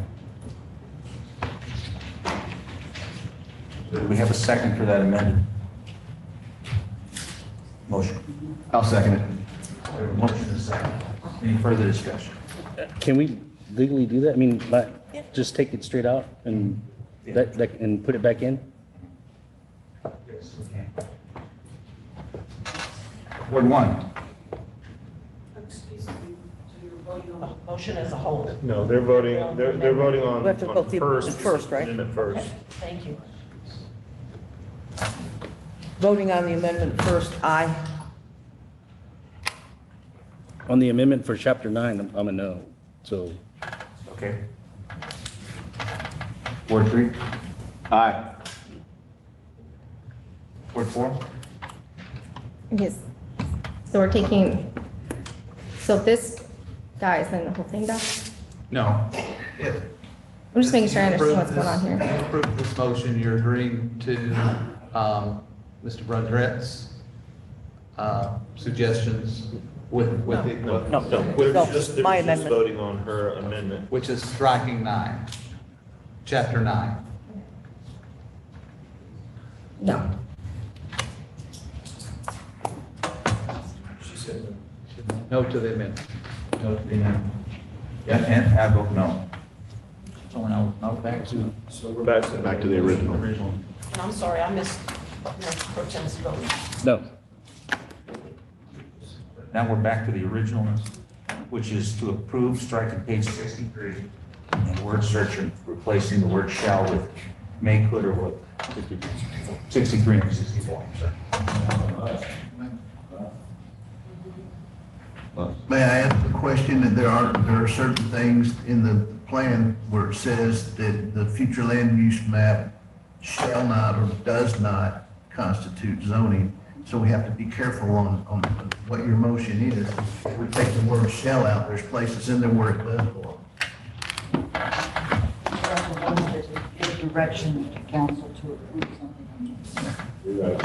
Then it would be in the implementation chapter, I assume. Okay. So I need to clarify that motion, Dan, I guess. All right.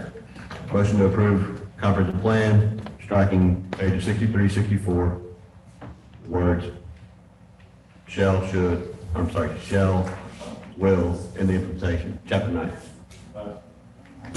Must.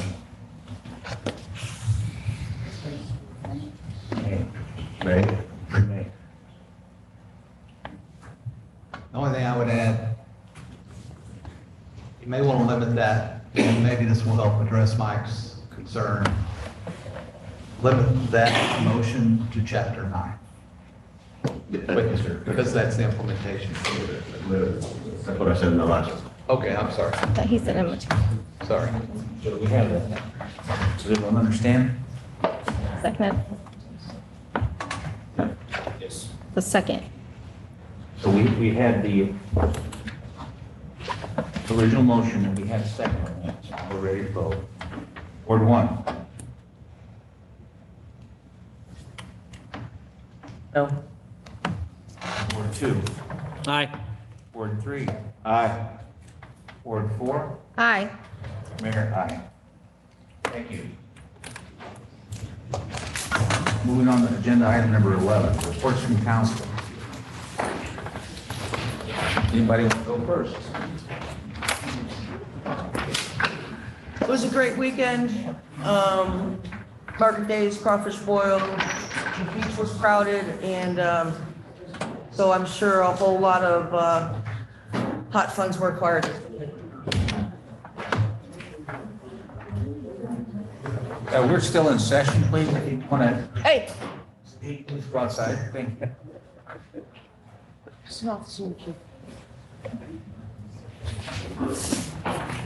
Heard great things out of Ward 1, out of the crawfish cook-off. It was very well attended. Also had market days. Very busy weekend in Rockport. Great job to everybody. That naturally allowed a lot of those things to happen for all you to be able to do, and also market days. So thank you all for that.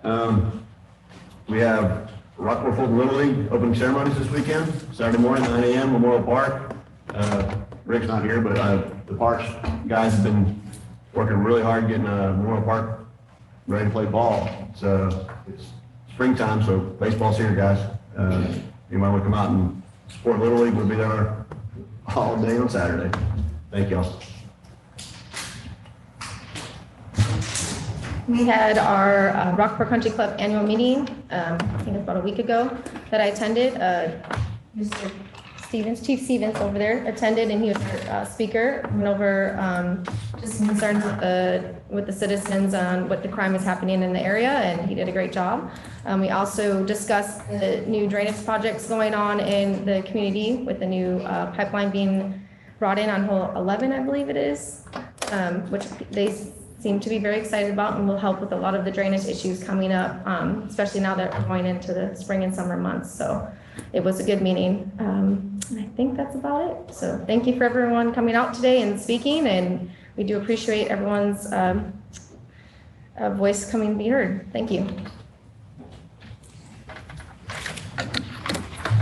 I just echo what everyone else has to say, and thanks everyone for being part of the process. Motion to adjourn? Second. Motion second. All in favor? Aye. Aye. 8:36, we're adjourned.